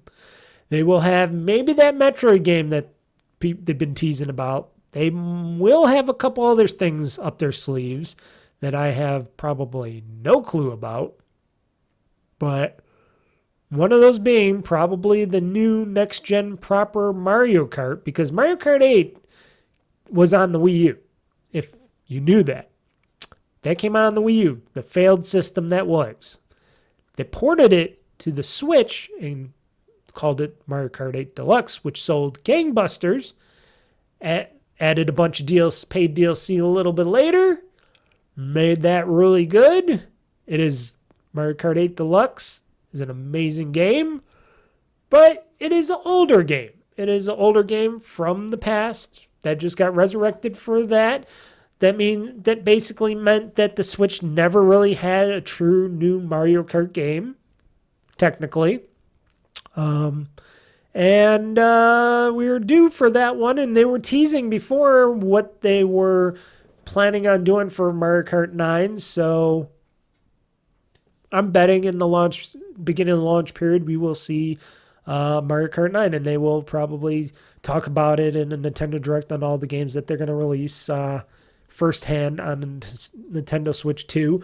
They'll probably try to get some big gangbusters, maybe some big third parties on launch day as well, maybe to show off how good the new technology and the new Switch 2 tech will be. Maybe show off, oh yeah, see, this is a lot better than the original Switch and stuff like that. But I'm sure they'll have some interesting go-getters. But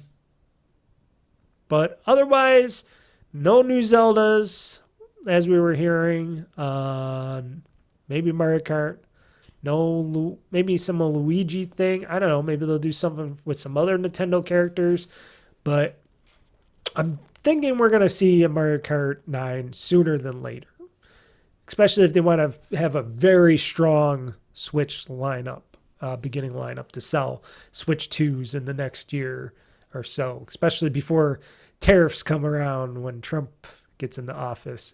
If that hits them, it might. Because, Switches are made in China too, like everything else.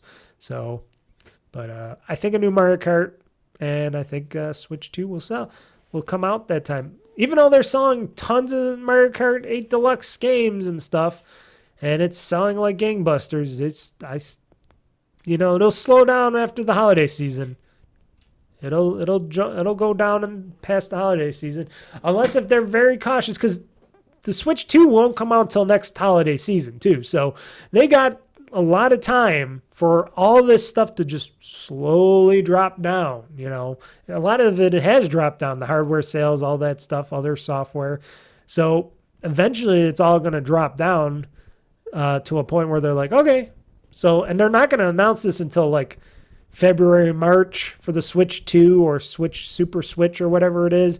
And that's when they're going to also talk about games and stuff for it as well. So they got some time. And, of course, talking about that time and the Switch successor, they did, of course, announce another tidbit that Nintendo Switch 2, the successor, or Super Switch, is going to be backwards compatible with Switch games. So even if they have just a burst of Switch 2 games and they get you to buy a Switch 2 or Super Switch or whatever, you could play all your original Switch games on Nintendo Switch 2, which, of course, we were thinking they were going to do. They weren't going to leave all those people and all that software and stuff in the dust yet. But, and the cartridges in the new Switch are going to be bigger. I mean, they're going to be the same, but they're going to be larger size. They're going to be able to be faster, probably, hold more data to them and stuff, though, so they can put bigger games on them and such like that for next-gen titles and all that. Yep, it's going to be backwards compatible with Switch games, which is cool. So that makes me happy, because that means, I don't have to buy the next Switch 2 or Super Switch right away. I'm going to wait, because I do tend to wait to buy the next Switch anyways, because as we're going to be knowing here, the new Switch isn't going to be coming with an OLED screen on the first run. They're going to wait till they come out with the next run of Super Switch or Switch 2 hardware, where they're going to introduce an OLED screen that the first successor to the Switch is not going to have. It's going to have a regular LCD screen. And this next time around, because I'm going to wait a little bit longer, getting the next-gen hardware and stuff from Nintendo, I will wait for that OLED model down the road, especially if they make a smaller handheld of it, like they did with the Switch, and they made the smaller Switch lights and stuff like that. Maybe they'll do that as well. And maybe I'll be more prone to just get a handheld of that. More so than just get the big, heavy Switch 2. But if they have a nice OLED model of that, I will consider getting that. And then I'll be able to play all my Switch games on that. And then the Switch I have now, which I still have the original Switch, the day one launch Switch, not like any of the updated Switches. I got the day one launch Switch. That will just probably have to go back in a box, and I'll have to take the battery out of it, the battery pack out of it or something. I don't know. That's always a question. What to do with the LCD or the batteries to these things, because You could probably. I gotta look up my Vita. Do they still sell aftermarket Vita batteries? Because I gotta take the battery out of that sucker because that battery's probably gonna be going pretty soon. I don't know. I don't think that battery's gonna be around too much longer in that hardware. But yeah, I'll wait for the OLED Nintendo Switch 2 or Super Switch. But you never know. Maybe they'll surprise us all, and these will all be OLED screens on these new Switches and stuff. Then that's a different story. Then it's like, do I wait or do I buy it right away?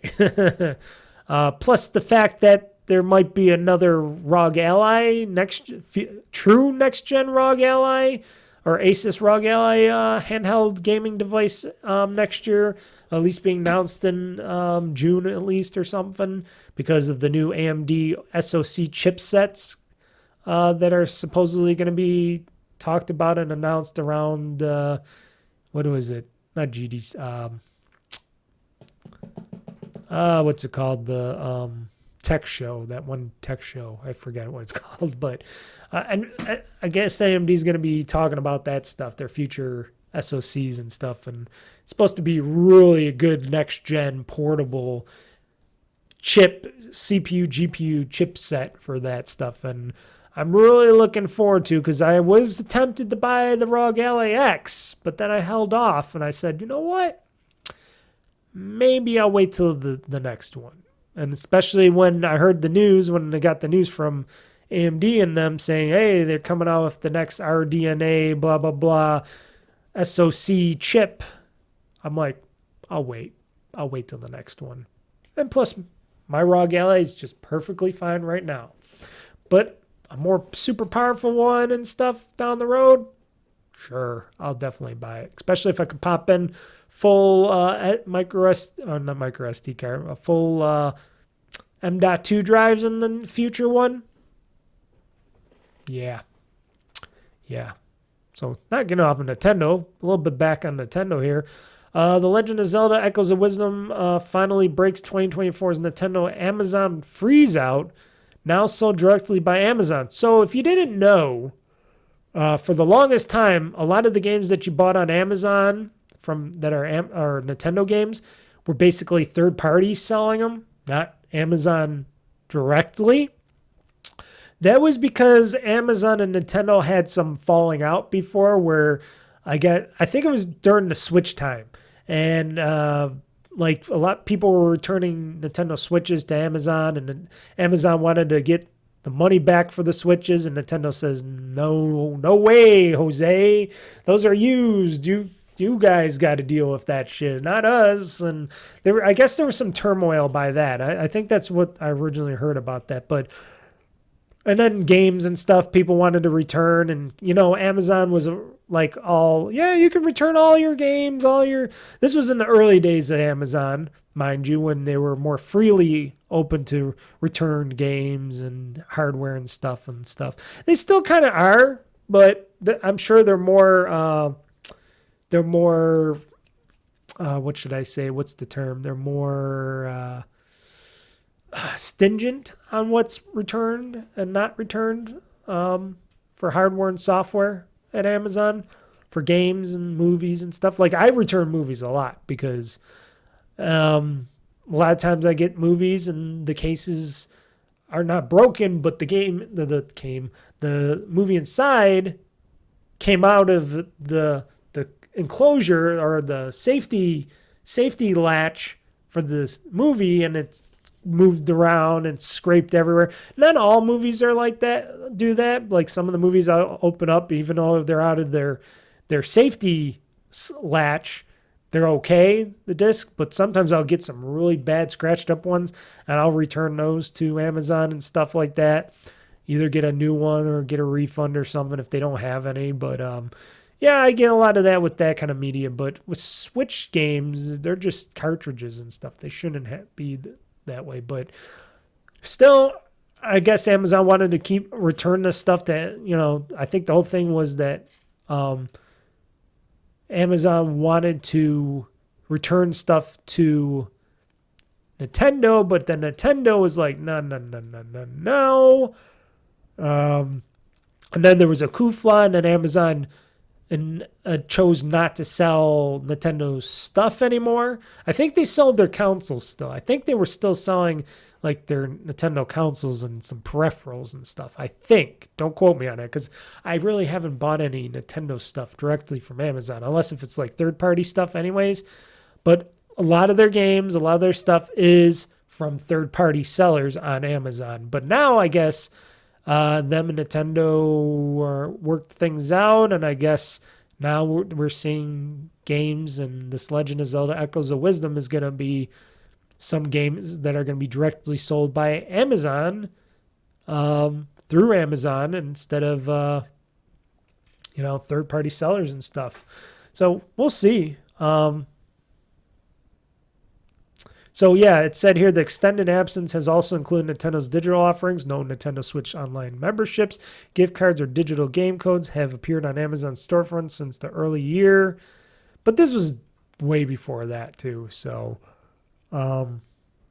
it's something that I think was going on behind the scenes. People didn't really know because, like I said, third-party sellers look like just Amazon on there. And if a lot of things you buy comes from a third-party seller, and it might just go through Amazon or something like that. But yeah, for stuff like this, I'm like, yeah, that's good. I guess Amazon will start selling games and hardware again for Nintendo's products and stuff. But I mostly get most of my stuff from either Best Buy for some stuff, because they still sell Switch games and stuff and hardware and stuff like that. But Walmart, Target, stuff like that, I'll go to instead of Amazon. Because Amazon used to be great for buying games and stuff, but then now it's like they took forever to give you your game. Sometimes you don't get a lot of the times I didn't get my game release day. I was getting it like 2-3 days down the road, even though they promised release day delivery, and that stopped happening. And then they stopped offering $10 cash back for your purchases of games and stuff, which was a really great deal. And I was like, ooh, I could get $10 off of this game, or this will go into my digital wallet, and I can buy other stuff from Amazon. And they stopped doing that, and they really were being nitpicky, and they really lost a lot of us. I'm sure they lost a lot of us gamers that used to purchase all our games directly from Amazon, because they're not dependable. They're not really dependable on that stuff anymore. And like I said, surprisingly, I still buy my media from Amazon a lot of the time. Still, I'll go to Walmart, get it, a copy from Walmart or Best Buy or something, or other places to get media. But Amazon, I still buy a lot of Blu-rays and DVDs and stuff like that, which is surprising. But they're not doing so great in the media space of that stuff, let's just say. But it's good if they're going to bring back Nintendo products again, and they're going to be sold by Amazon from Nintendo and stuff. So that'll be cool. So Shigeru Miyamoto, he's talking about, he talks about in this investors briefing or whatever, he's talked about what we create is more important than the amount spent on development. The more you polish something that has never existed before, the more value it brings. So he's talking the other side of video games. So what about those Pokemon games? How come those don't have that much polish to them? I'm sure somebody would have said that eventually, because those are a little glitchy and stuff. But there's a lot of these Nintendo games you can come out with, like the recent Mario Party Jamboree and stuff. They're very nice. They're very polished. They're very good looking. But here's another thing. Nintendo, Shigeru Miyamoto, you guys aren't Xbox or Sony or PC game developers and stuff. You're Nintendo. You're always years behind everybody else on everything. Your graphics, everything else, your hardware. You guys don't have to worry about it because your stuff is easier to make than all the other stuff. So you can say you're putting in a lot of polish, all this and all that, but your stuff, frankly or not, is a lot easier to make and put out on your Switch because your hardware and stuff is a lot older, a lot easier to program for, So costs to make a game on the Switch, even though Switch tax and all that stuff, but if you're directly from Nintendo, is a lot easier than somebody trying to make the best looking game out there with realistic graphics that look like me, like a Call of Duty or Spider-Man game, or what else were they talking about? What other games? Like, I wouldn't say Concord, but that failed miserably. But Concord, they spent a ton of money on Concord. All these other games, these big giant games like Square Enix, they put so much money and so much time and effort into making those Final Fantasies, and they're still not making profit over there, even though their expectations are also still out of whack, but they're still not making profit over there. So, yeah, you can't always say that, oh, you guys don't mind putting in extra money, because the extra money you put in there is not really probably the same amount of money that a Microsoft or a Sony or somebody else would to put into their games, because your games are, frankly, a bit more simple, a bit more easier for the handheld, probably a little harder for a lot of third-party developers if we're putting it on mainstream consoles and then we want to port them back to your Switch. Then sure, they got to dumb them down a bit more because it's not like the PC side, but I don't think he understands that a lot of gamers and a lot of games out there are like 4K plus HD, gotta have it at 240 hertz plus and ray tracing and all that stuff. It's not the same thing. It's not the same thing at all. Not at all. Not at all, folks. Not at all. Nintendo's Pal World lawsuit took a turn a week or so ago when the Pal World developers over at Pocket Pair announced what they're being actually sued for. Now we know what they were being sued for and how much they were being sued for, which it makes me wonder what Nintendo's trying to do or what they think of Pocket Pair. But they're suing Pocket Pair for 10 million yen, which people are saying here, this is from Forbes. They're saying on Forbes, which they're the money people, so you would think Forbes would know the pricing. But so 10 million yen is about $66,000 United States, so $66,000 for all the lawsuiting. And right now, Pal World sold over 25 million units across PC, Xbox, and probably way more because it's also on PlayStation and on PlayStation as well. But yeah, $66,000. Talk about Nintendo has too much money, too much power, and a bunch of lords that got nothing better to do.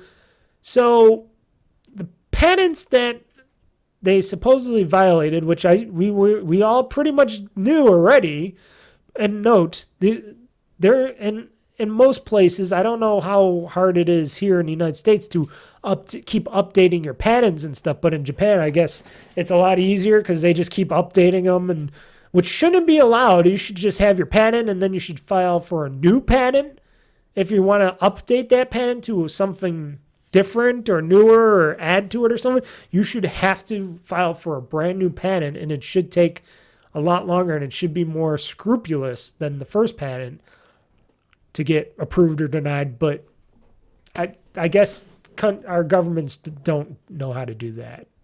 Patent agencies do not know how to do that shit. So they suck. Patent agencies, patent trolls, lawyers, they all suck. So the first patent that Nintendo is suing Pocket Pair for apparently is about aiming and firing some sort of item toward a character in a field. It literally specifies that, triggering a combat state.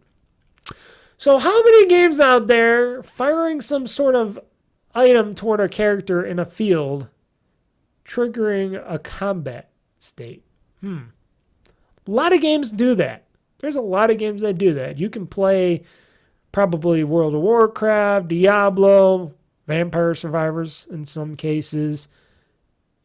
Maybe not triggering combat states, but close to it, at least in that realm of the patent.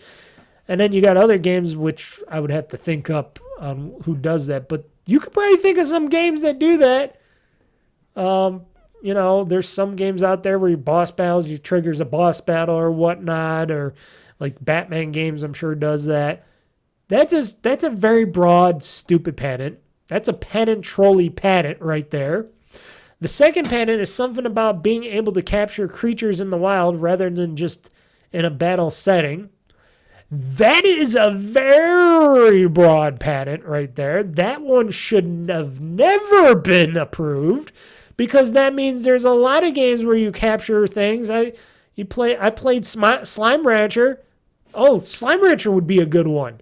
You could create a battle thing sequence through some of the monsters and creatures and stuff, and you can capture them with your device by sucking them up into your vacuum cleaner thingy, which probably copies Luigi's Mansion in a way.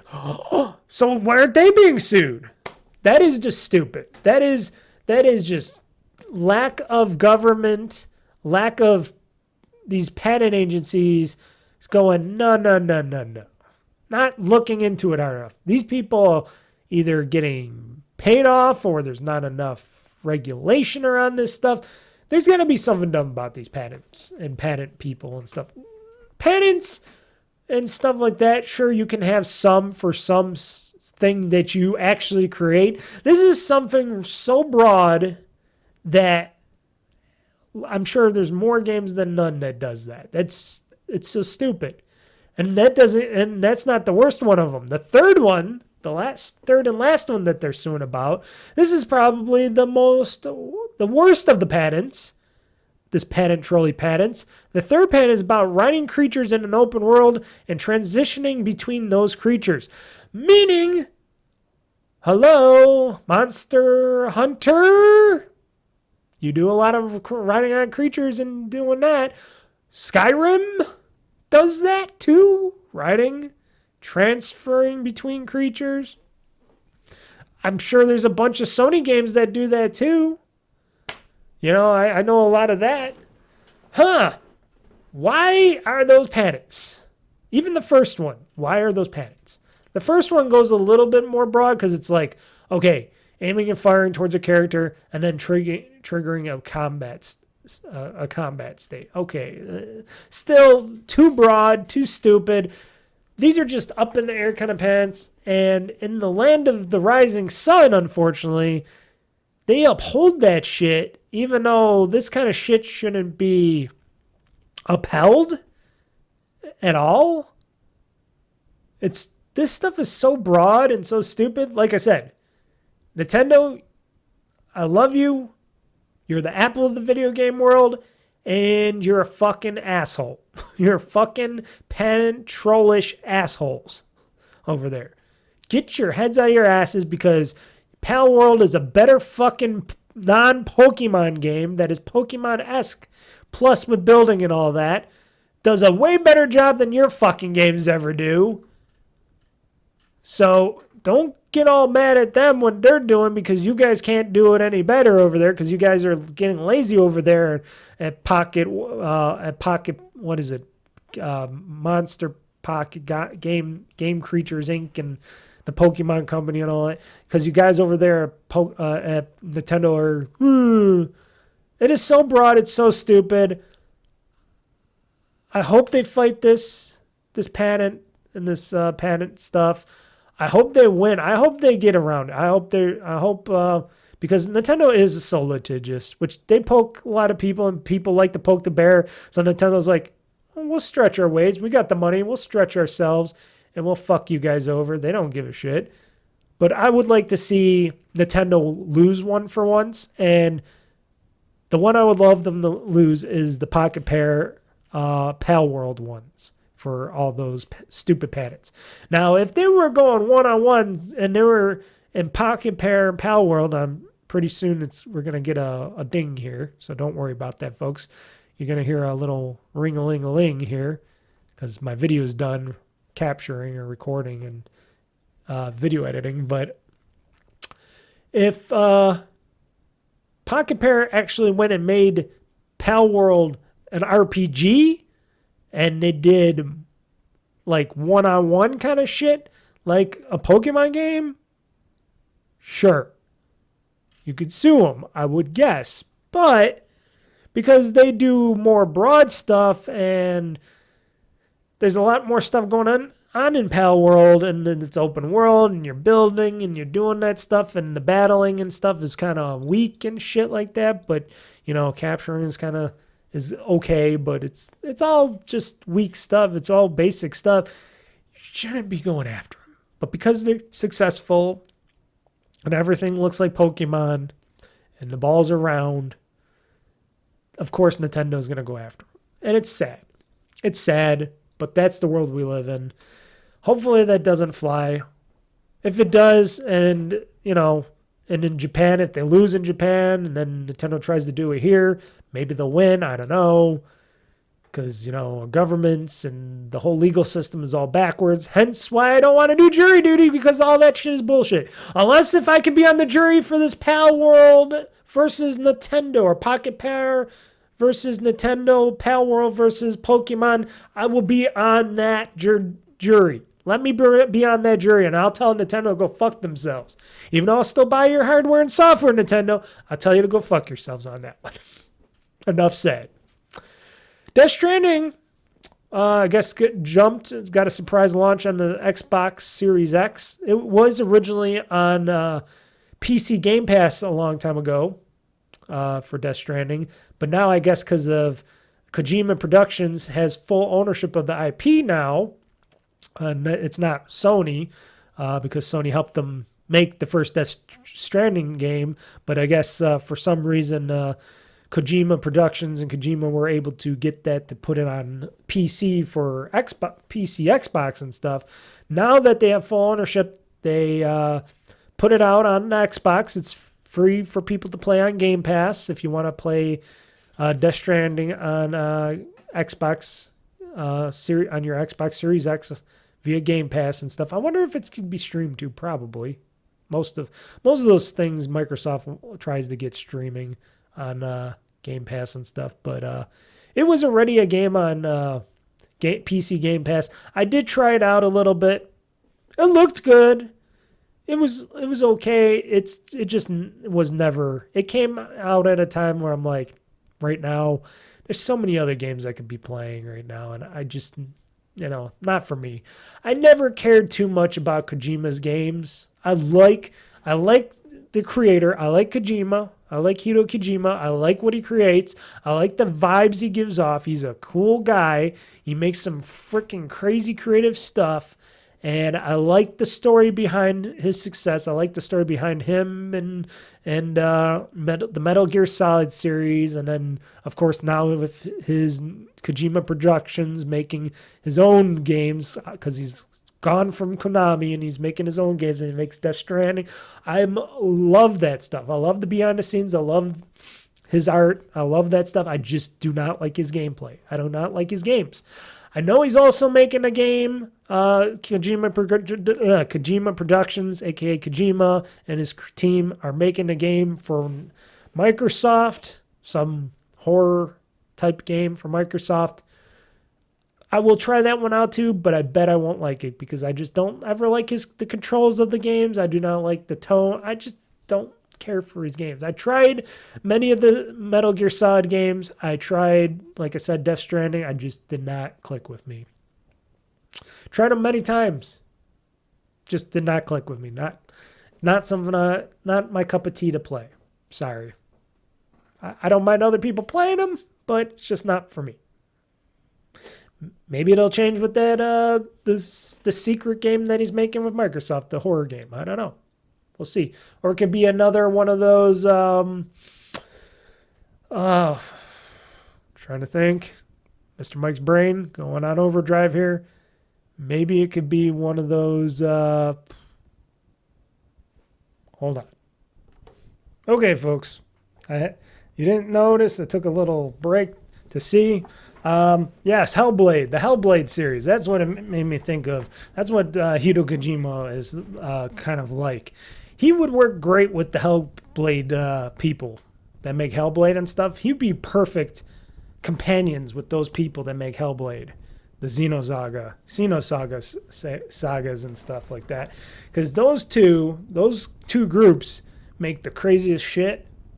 And you know, I did play a lot of Hellblade, but then I fell off of it. I played all of Hellblade 2. I beat that. I was thinking about getting back into the original Hellblade and finish that, but I just didn't care for it as much. Hellblade 2 was just like a big cinematic nothing, but it was a big tech demo. It looked like a beautiful tech demo, but Hideo Kojima would be perfect with those people because they think alike in the ways in the making the game. But I never cared for much of his games. It's just not something that I dig. You know, you dig. And then we'll go through some quick news here. Gears of War E-Day will feature Marcus and Dom's original voice actors. Because why wouldn't they?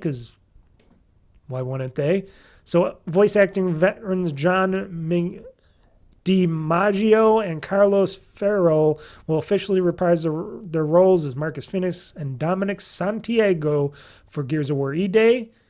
That's going to be great. Cannot wait to see and hear what this game is going to be about. I know this is the prequel to the Gears of War franchise that they're creating. I would like them to make the after, but this is Microsoft Studios we're talking about here, and a lot of these studios do not know how to finish their game franchises. But I will be happy to play more Gears of War, definitely. Especially I'll be playing that on my ROG or future ROG Ally, because definitely be playing that on something like that, because I like these games a lot. Gears of War games are fun. I love the Gears franchise. The multiplayer I have not been into for a while. You know, I like the older Gears of War multiplayer games. Nobody's playing those on the older versions. Nobody's playing the multiplayer on Gears of War Judgment, which had some great multiplayer games. When you could be the locusts and you could be the centipede, you could bust down things. I loved that shit. I was great at that shit. I helped my team out a lot. I had fun. That shit was my bag. And the early Gears of War multiplayer games, I was having fun because they were big, slow, and clunky, and you go around, you go boom, boom, boom. They weren't super fast-paced. Now the newer ones were super fast-paced, and I just can't keep up. And they kind of ruined the Gears of War multiplayer experience a little bit. They make them too much for the younger generation and not for the original OGs. You know what I mean? So it's harder for me and my little fingers. That's why I don't play Call of Duty Online, because I know I'll get my ass handed to me right out of the gate. Talking about gate, Seagate has some competition. Some bigger competition, finally. Meaning Western Digital finally came out with a 2 terabyte version of their version of the Xbox Series X and S expansion card. So now they got a 2 terabyte Series X and S expansion card, which is the little memory card you could plug in the back of your Series X or X to add more game storage to your Xbox. And it's around, well, they say 250 to 260. I think I saw it for way more than that, but let's see here. I'm seeing something, God darn it. Let's see here. I'm sure this is not going to be correct. Yeah. Oh, it is on sale. The Seagate one's on sale. A big sale, actually. The Seagate, because it went to the Seagate one. The Seagate expansion card also is right now is all for the 2 terabyte solid state drive for Xbox Series X and S is only $200 right now on Amazon. So $199.99, $200. I was thinking about getting it, but I'm not going to get it because, like I said, I don't really need it. I was thinking about getting it though, but I don't need it. Mr. Mike, you don't really need this. Even if it is at a killer price at $199.99. Let's see here. I want to see. I'm just putting this in here. I want to see what the Western Digital one is at, because this is the Seagate one. I don't need the Seagate one. I need the Western Digital. That's the Seagate. The Western Digital one. Ah, there we go. The 2 terabyte expansion Western Digital card is $260. So that's higher. So that is not cheaper right now. And they still have the knockoffs where you could put the little SSDs, the micro SDs or M.2s in them that you can put in and use for your Xboxes and stuff. They still sell those. They are still being sold, which is very interesting to me. I'm surprised they don't make them a little bit bigger so you could put a full-size M.2 drive in those suckers for these TF cards based ones. But yeah, if you want the official ones, yeah, the Seagate one's a lot cheaper. I still don't need. I could, because I do tend to run out of memory, but I usually just delete a game that I don't play as much anymore. Why do I need? And all my other games on there are on my 3 terabyte external drive and stuff. So if you're really thinking you're gonna be buying and playing more games on your Xbox, which I've been trying to play more games on my PCs and my ROG Allies, then sure, put that in. Buy that. $199 for a 2 terabyte expansion card. Not bad in today's prices. $199.99. Amazon. I don't think you could do any worse. Prices are expensive now. Prices will go up. This is probably a decent price for anybody that wants to get one of these drives cheap. Especially if you're buying a new Xbox Series X or S out there and you want to make sure you have the most storage for your games, for your kids or people. It's nice to have. Me, personally, I don't need it. I don't mind downloading, swapping, all that stuff, because I have fiber internet in my house. So I don't have bandwidth caps, or knock on wood, hopefully in the future, Verizon don't try to bandwidth cap our asses and stuff, but I don't have bandwidth caps. I don't have any, restrictions. I got super fast, high speed fiber internet here. So downloading games, stuff like that, it's not a big issue for me here. Not a big issue. Other gaming news here, Windows and ARM and stuff, and Microsoft's trying to push that, and Snapdragon's trying to push Qualcomm Snapdragon is trying to push their chips for these new computer systems that are running on the Snapdragon hardware. And what the problem is about that stuff, people weren't able to play games on that hardware. Even Qualcomm says you can't play games on the Snapdragon hardware. But now Microsoft's new emulator could bring more games to Windows on ARM, meaning Microsoft is pushing harder to bring games to Windows on ARM PCs, and it's getting people to think, well, okay, they are still all in on ARM, and Microsoft really wants ARM to be good because ARM has a lot of potential when you make ARM chips, because they're cooler, they can be super fast, way more fast than your CPU, GPU CPU counterparts, maybe GPU. They're smaller, they're cooler, they run cooler, they run way less, need way less power for them because of their designs and stuff. And they got a lot of potential, and they're way more powerful than our 64-bit chips now, and our x86 chips now.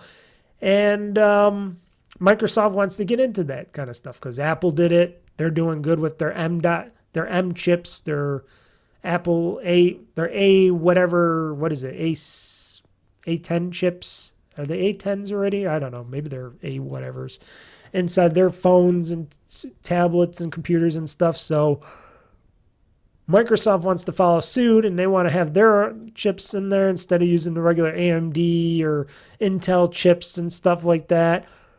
So they're trying to push on that. So what's big on that stuff to get people to buy those chips and computers and stuff, people want to play games on them, but originally you weren't able to play games on the ARM chipsets too much. You could, but they're not really good, and Microsoft's trying to create better emulation and better this and that, so people will be able to put those games on those ARM-based computers and be able to play them without any flaws or anything like that. And they're really pushing hard in the ARM architecture. Plus, rumors have it that maybe the future Xbox handheld console that might or might not come out, or future console in general, they might want to go to move to ARM architecture to make the next gen consoles or gaming hardware.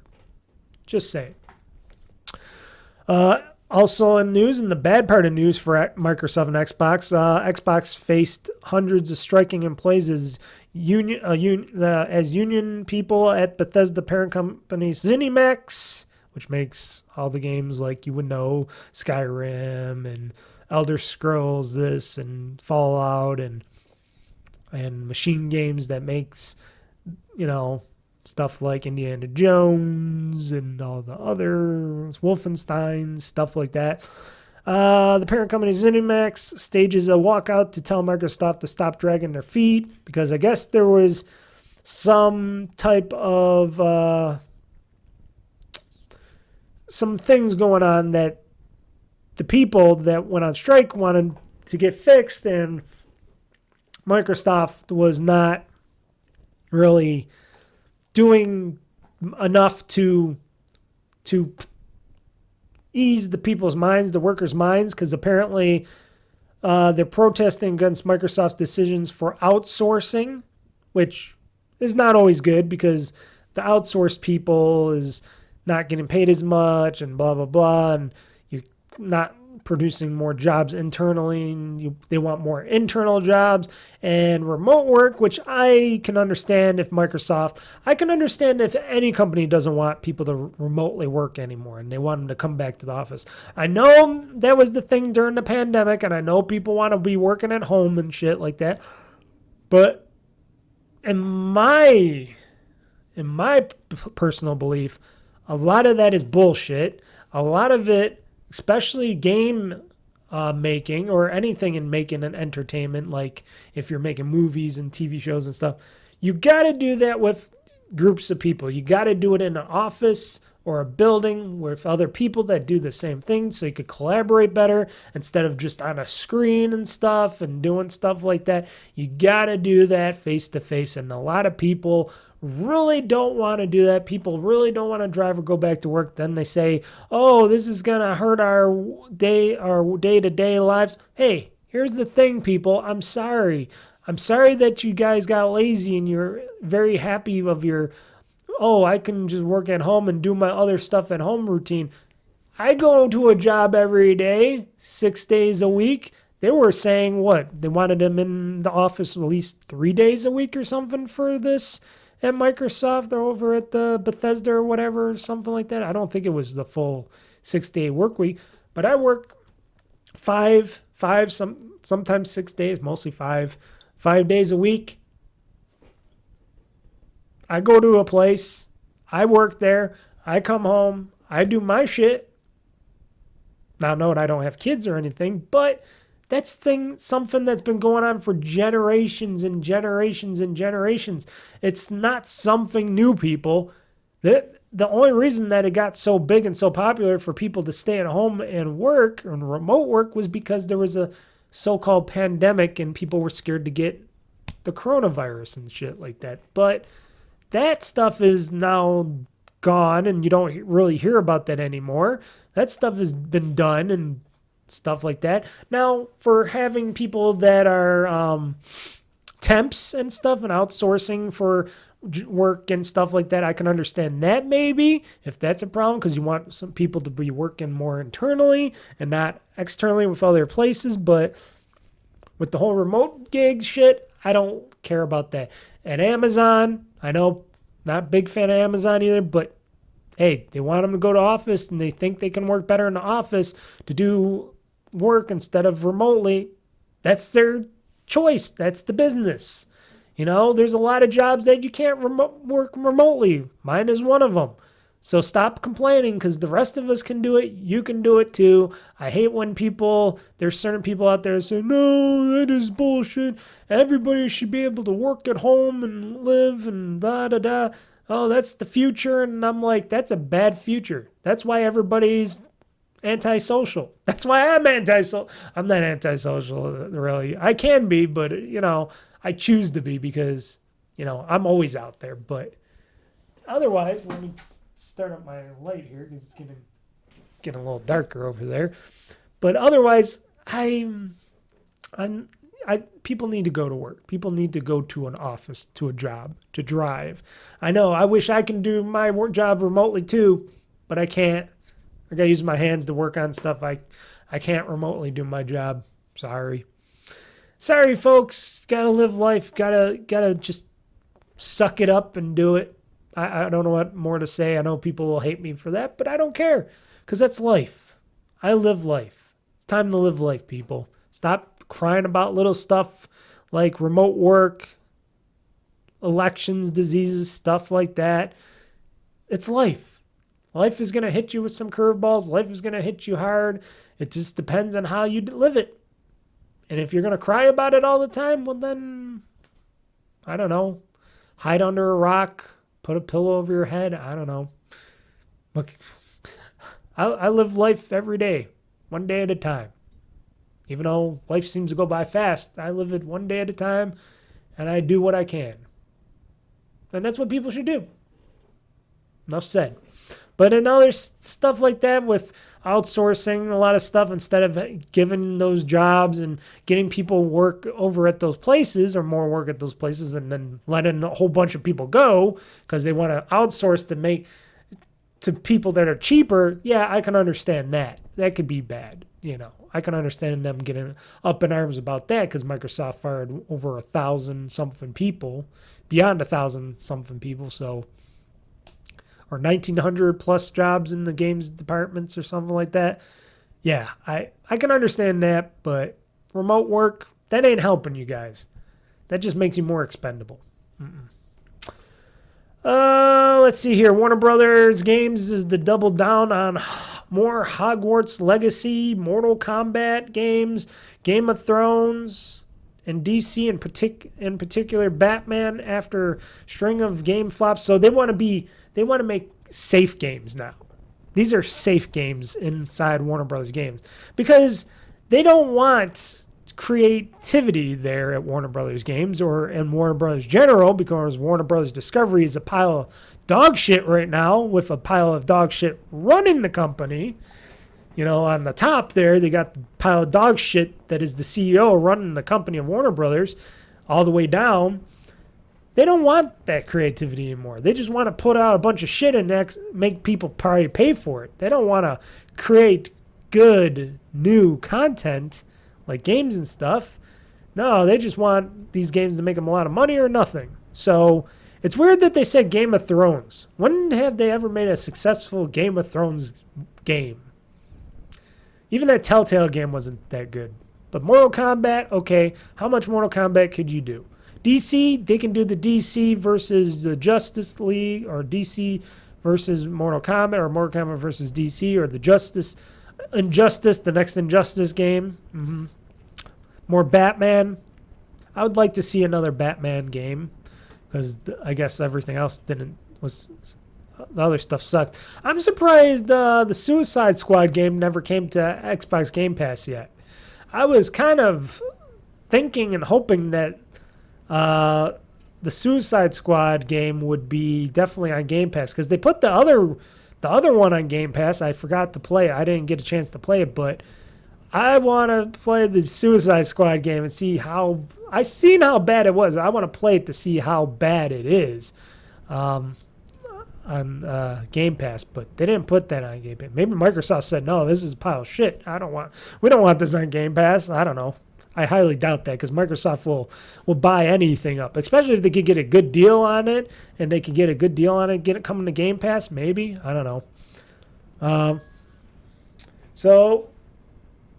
underperforming, stuff like that. They're saying the video games business over there at Warner Bros. Games is substantially underperforming its potential right now. Warner Bros. Has said its plans to double down on 4 key titles, name-checking Batman in particular. Yep, they spent over $200 million in revenue for Rocksteady's Suicide Squad Kills the Justice League, because they could have did a lot better. Could have been a lot better. Could have been something different than, pay to play and all that other shit. They could have made it a lot better. That Smash Brothers style brawler Multiverse is flopped to the tune of $100 million, I guess. So that's a total write-down of over $300 million, because those weren't cheap.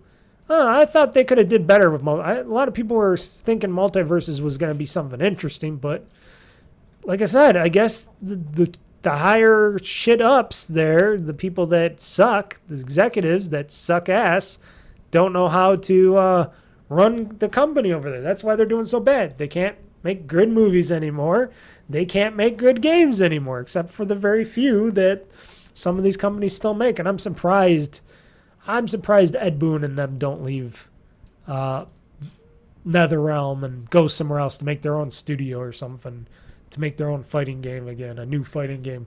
Maybe they just don't want to leave their baby to just Warner Brothers, so Warner Brothers just fucks it all up. Maybe that's the problem. Maybe Ed Boon is too scared that Warner Brothers will fuck up Mortal Kombat and stuff like that. I hate to say it, but yeah, it's sad, because Warner Brothers Games made a lot of great games. I bought a lot of great games from them in the past. The Lord of the Rings games. I gotta bring up those games again. I gotta load up those games again. What are they called? The Shadow of something. The Lord of the Rings Shadow of blah blah blah. You know what I'm talking about? Those games. Those were cool games. Those were fun games. Those were really fun. I got to go boot those babies back up and play those games again. And the Batman games, played them all, beat them all, even though the last one was kind of but they were great. I played them. I beat them. They were fun. I would love another Batman game. The Mortal Kombat games, got the latest Mortal Kombat game that got me there. I'm waiting for the T-1000 and Ghostface and what's his name? Conan the Barbarian to come to him. They're taking their sweet old time to do that stuff, but I would love those. But Warner Brothers has been bad. They should have never merged with Discovery.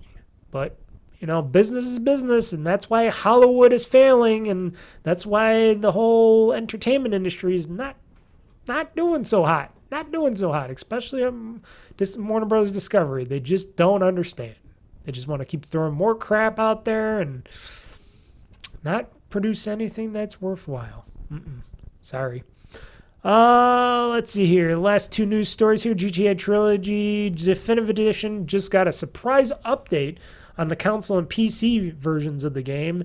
Adds visual features that were exclusive to, mind you, the mobile versions. That really got me really crazy a little bit there. When I found out when they came out with the GTA Trilogy for the Definitive Edition, I was super happy. When I found out that they were ports of the mobile ports, but they did make them better. A lot of people hated them because they were really broken and really bad. I played them at the beginning and I thought they were okay, but when they started updating them more, I was like, oh, okay, you fixed this stuff. I didn't have any problem with the rain. A lot of people had a problem with the rain in general and stuff, but a lot of the stuff I came to be like, okay, the character recustomization of the characters and stuff and whatever. Okay, I wasn't, I didn't really care. I just wanted to play the games, and they were a lot better than the first time when Rockstar came out with that mobile port to console of Grand Theft Auto San Andreas the first time, which that was a stinker. That was a definite mobile port because the controls were even fucking shit. This, at least the controls are normal and the games play good. I beat Grand Theft Auto 3. I am still got to work on GTA Vice City, but I kind of dropped off of that because the one mission I just really suck at when I'm in the gun range, you got to get like the higher score. I really suck at that.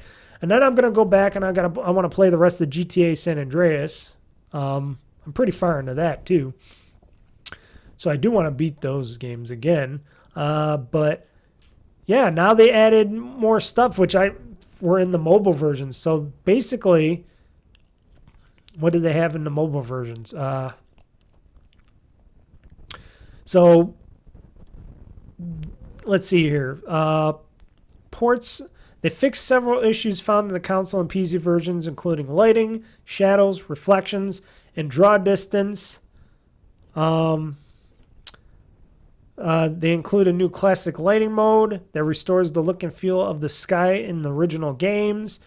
Finally, the classic lighting option is available in Grand Theft Auto, the Trilogy Definitive Edition on PC and console. Early reports indicated sweeping visual improvements across the board that are already going down well with fans. So that's cool.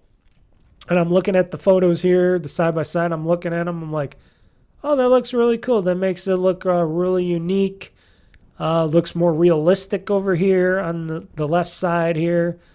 And a lot of the other stuff that they're improving.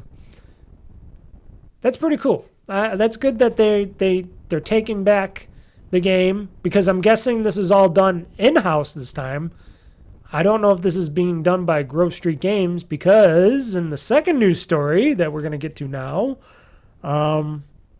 so it's basically Grove Street Games is the Australian studio behind the LA Noire VR case files. They're the ones that redid this remastering of the Grand Theft Auto trilogy. Apparently, in this news story, the GTA trilogy studio boss says it's a dick move to remove developers from game credits after a long-awaited Rockstar update goes live. So, apparently, the boss of Rockstar GTA Trilogy Definitive Edition has taken to social media to respond to recent changes made by the game by Rockstar. So Rockstar issued a surprise update for the heavily criticized GTA Trilogy Definitive Edition on PC and console nearly 2 years after the last one. The patch added a number of visual features that were exclusive to the mobile versions, which that didn't make no sense, but okay. Pleasing disgruntled fans of the groundbreaking open world games. Let's see here. Yes, the backlash, blah, blah, blah. So basically, the GTA Trilogy Definitive Edition was developed by Grove Street Games, which at the time came under fire for the poor quality of the release. The mobile versions were developed by the Video Games Deluxe, the Australian studio behind LA Noire VR case files. After weeks of updates went live, users noticed Grove Street Games and its logo were removed from GTA Trilogy's main menu and splash screen. Now the PC and console versions align with the mobile version, showing Rockstar as GTA's developer. Which I'm thinking, did Rockstar themselves, because I don't think it says here.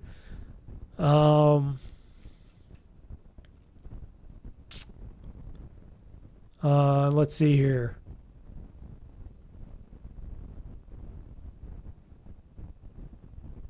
Okay, so speaking hypothetically, it's a dick move to remove primary developers from the credits of an update, especially when an update includes hundreds of fixes that were provided by those developers that stayed out of players' hands for years.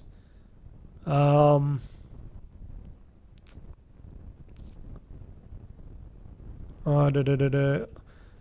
did Grove Street Games work on to putting these updates into place, or was it Rockstar proper that did these updates to the visuals and to the lighting and stuff that I guess the games just recently got? I haven't looked at the game recently. I should pop on to Grand Theft Auto Vice City and San Andreas and stuff like that and see if I got that. I'm pretty sure I got it. Rockstar is GTA's developer, though. That is true. But they did get Grove Street Games to work on the ports and stuff originally. But I wonder if because I don't know if they recently, I don't know. I couldn't, this is the thing that I'm wondering about. Did the recent update of these games for the lighting and some of the other stuff, was that all done in-house by Rockstar this time? By some people at Rockstar? Or was this still worked on by Grove Street Games? Because it sounds like it was Grove Street Games that was still working on it, that was still putting out these updates. But I'm wondering if it was Rockstar proper that did them. Because if it was Rockstar proper that did these recent updates, then I guess they just wanted to take complete control over the Grand Theft Auto games in general, 3, Vice City, and San Andreas, and they didn't want any of the bad publicity from, Grove Street Games anymore, and so they took them off the main thing, but they still kept them in the ending credits because of, legalizing things. I guess legal things say the legal issues here is that they were allowed to take them off the splash screen, but they'll keep them into the background credits because they did do work on these. So maybe that's why. But yeah, it is kind of a dick move, but also it is Rockstar. Let's see here.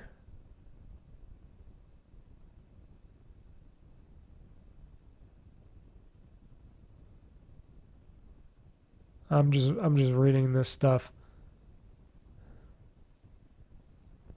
A lot of people here, I'm looking at these comments, and a lot of people are not on the side of Grove Street Games. They're calling Grove Street Games as the bad boys here, that they should have finished and released the collection in a better finished state, and that they're basically ruining a relationship with Rockstar. And there's a lot of anti-Grove Street here in these comments here, let's just say here. But here's the thing. Rockstar is Rockstar. Rockstar Games is Rockstar Games. Even though they're Take-Two, they're owned by Take-Two and all that, the Rockstar Games has a history of being, it's their baby. The Grand Theft Auto is their baby. Nobody touches their babies over at Rockstar Games, unless they let them. And maybe they figured, okay, we let them touch it. They didn't do the best the job they could, so we're taking this back now. We're going to add a little bit more spin and polish to it. People will be happy. Done. Then we own it. We're back, and then we won't let anybody touch our babies anymore. Maybe they're just tired of hearing people whine about the Grand Theft Auto trilogy, that they were like, okay, let's make this better for people. Let's fix this. Let's get this out here, and let's take out the issue, but we'll keep them in the back because they did do work on us, and we have probably legal obligations to keep them at least in the end credits. I don't know. Could Grove Street Games sue Rockstar for taking them out of the splash screen? I don't know. I don't know what the legality is for that, because I know in movies, if you take out somebody's logo or whatever, if you did something else, like, there's things like that cause people to lose credits on stuff like that. But I don't know. It's hard to it's hard to think or wonder. It's hard to think or wonder what that is, because Rockstar is one of those companies that's bullish, very bullish. They're like Nintendo in their own little way, and it's their own little world, and they're also very litigious. They're also the ones that say they call the shots no matter what. They'll tell you if they like something or not. If they don't want you to mess with their stuff, they will let you know about it. So it's not just Nintendo or anybody else. Rockstar is very, very, very bullish on their properties. Even though they did fuck up the GTA trilogy by not just polishing it up internally, or have a side people polish it up internally and making sure it came out well. And then you hear stuff like Zach Zelenik over at the CEO of Take-Two. He was the one that said, we'll put it out anyway, whatever. We'll just make money off. I can see that too, but But it seems like Rockstar, even though they're working on GTA 6 now and they want it as polished and as the best of the best as possible, I don't know. It's hard to believe that they would let their original games that made them who they are today, let those, flounder a bit, As long as they're playable, to me, they're playable. I enjoy them quite a lot. And there's people that don't, and people that still don't. But if you want to play them in the original ways, play them on the PlayStation 2, the Xbox, and there you go. I got the Xbox original GTA games for Xbox. I have those for the original Xbox, and I have the ROMs for the PS2 versions. So if I want to play the PS2 versions, I can play the PS2 versions. So it's not that I can't play in their original form factors. I can. So it's not like you can't get a hold of that stuff. Probably a little harder now, but the ROM side not. But if you want to get actual copies of them, like I have, maybe it's a little harder. But yeah, it is. It could be a dick move, but I don't know. Rockstar wants to take control over their baby again, and maybe Grove Street Games wasn't being the best steward for their stuff. I don't know. That's all internal stuff. We can speculate all we want. That's just how it goes. It is corporations and corporations going after companies and corporations out there. So, yeah. Enough about that stuff. Enough about all the hooplas and the bing bads and the zing zongies. We're done with this podcast, folks. I'm done. I'm tired. My throat is tired. I'm going to make my sesame chicken for dinner and then play some Vampire Survivors. Maybe I'll play some other stuff. We'll see. I got some game cataloging to do, some movie cataloging, not game catalog, movie cataloging to do still. Tons of it. That's never ending. But yeah, thank you for joining me on this amazing Games Attack podcast.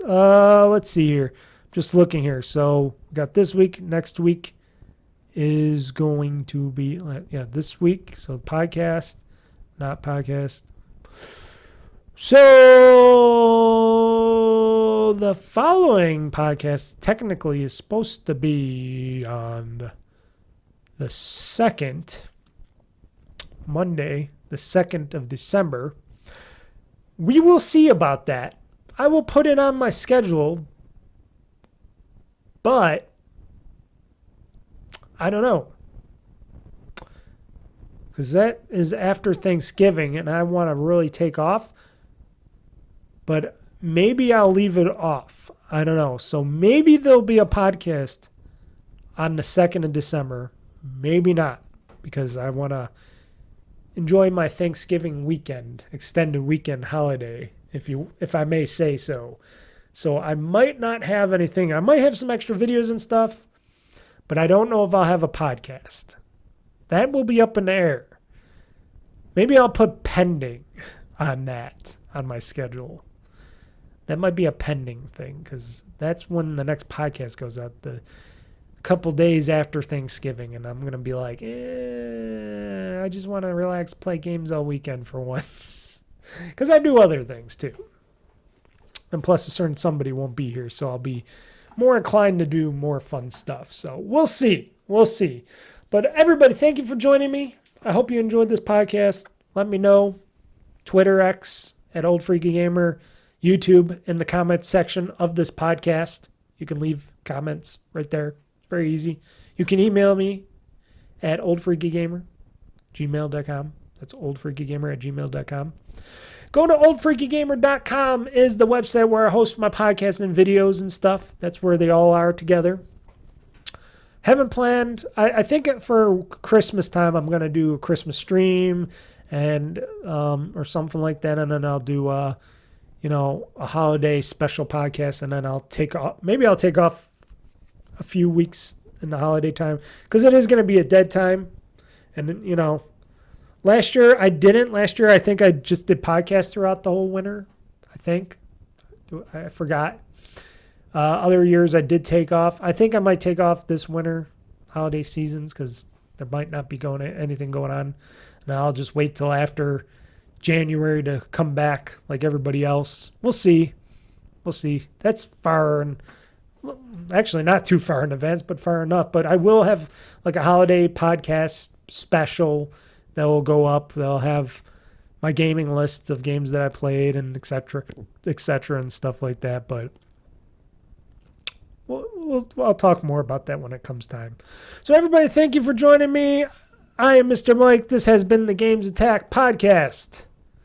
Let your friends, not fans, unless if you do got fans, you might have fans, friends, fans, family, etc., coworkers alike. Let them all know. Let them all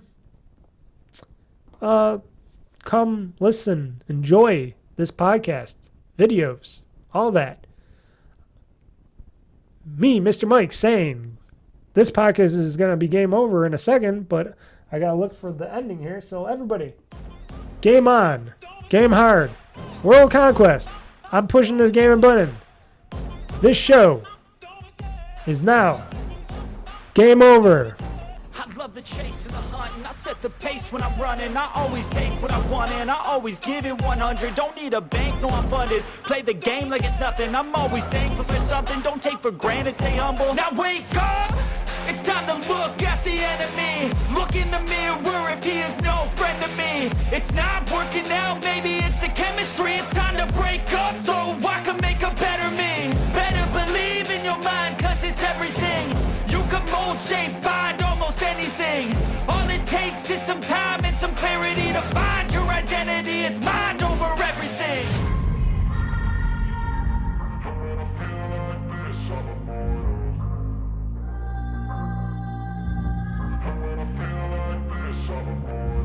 And when I feel like this, I'm immortal.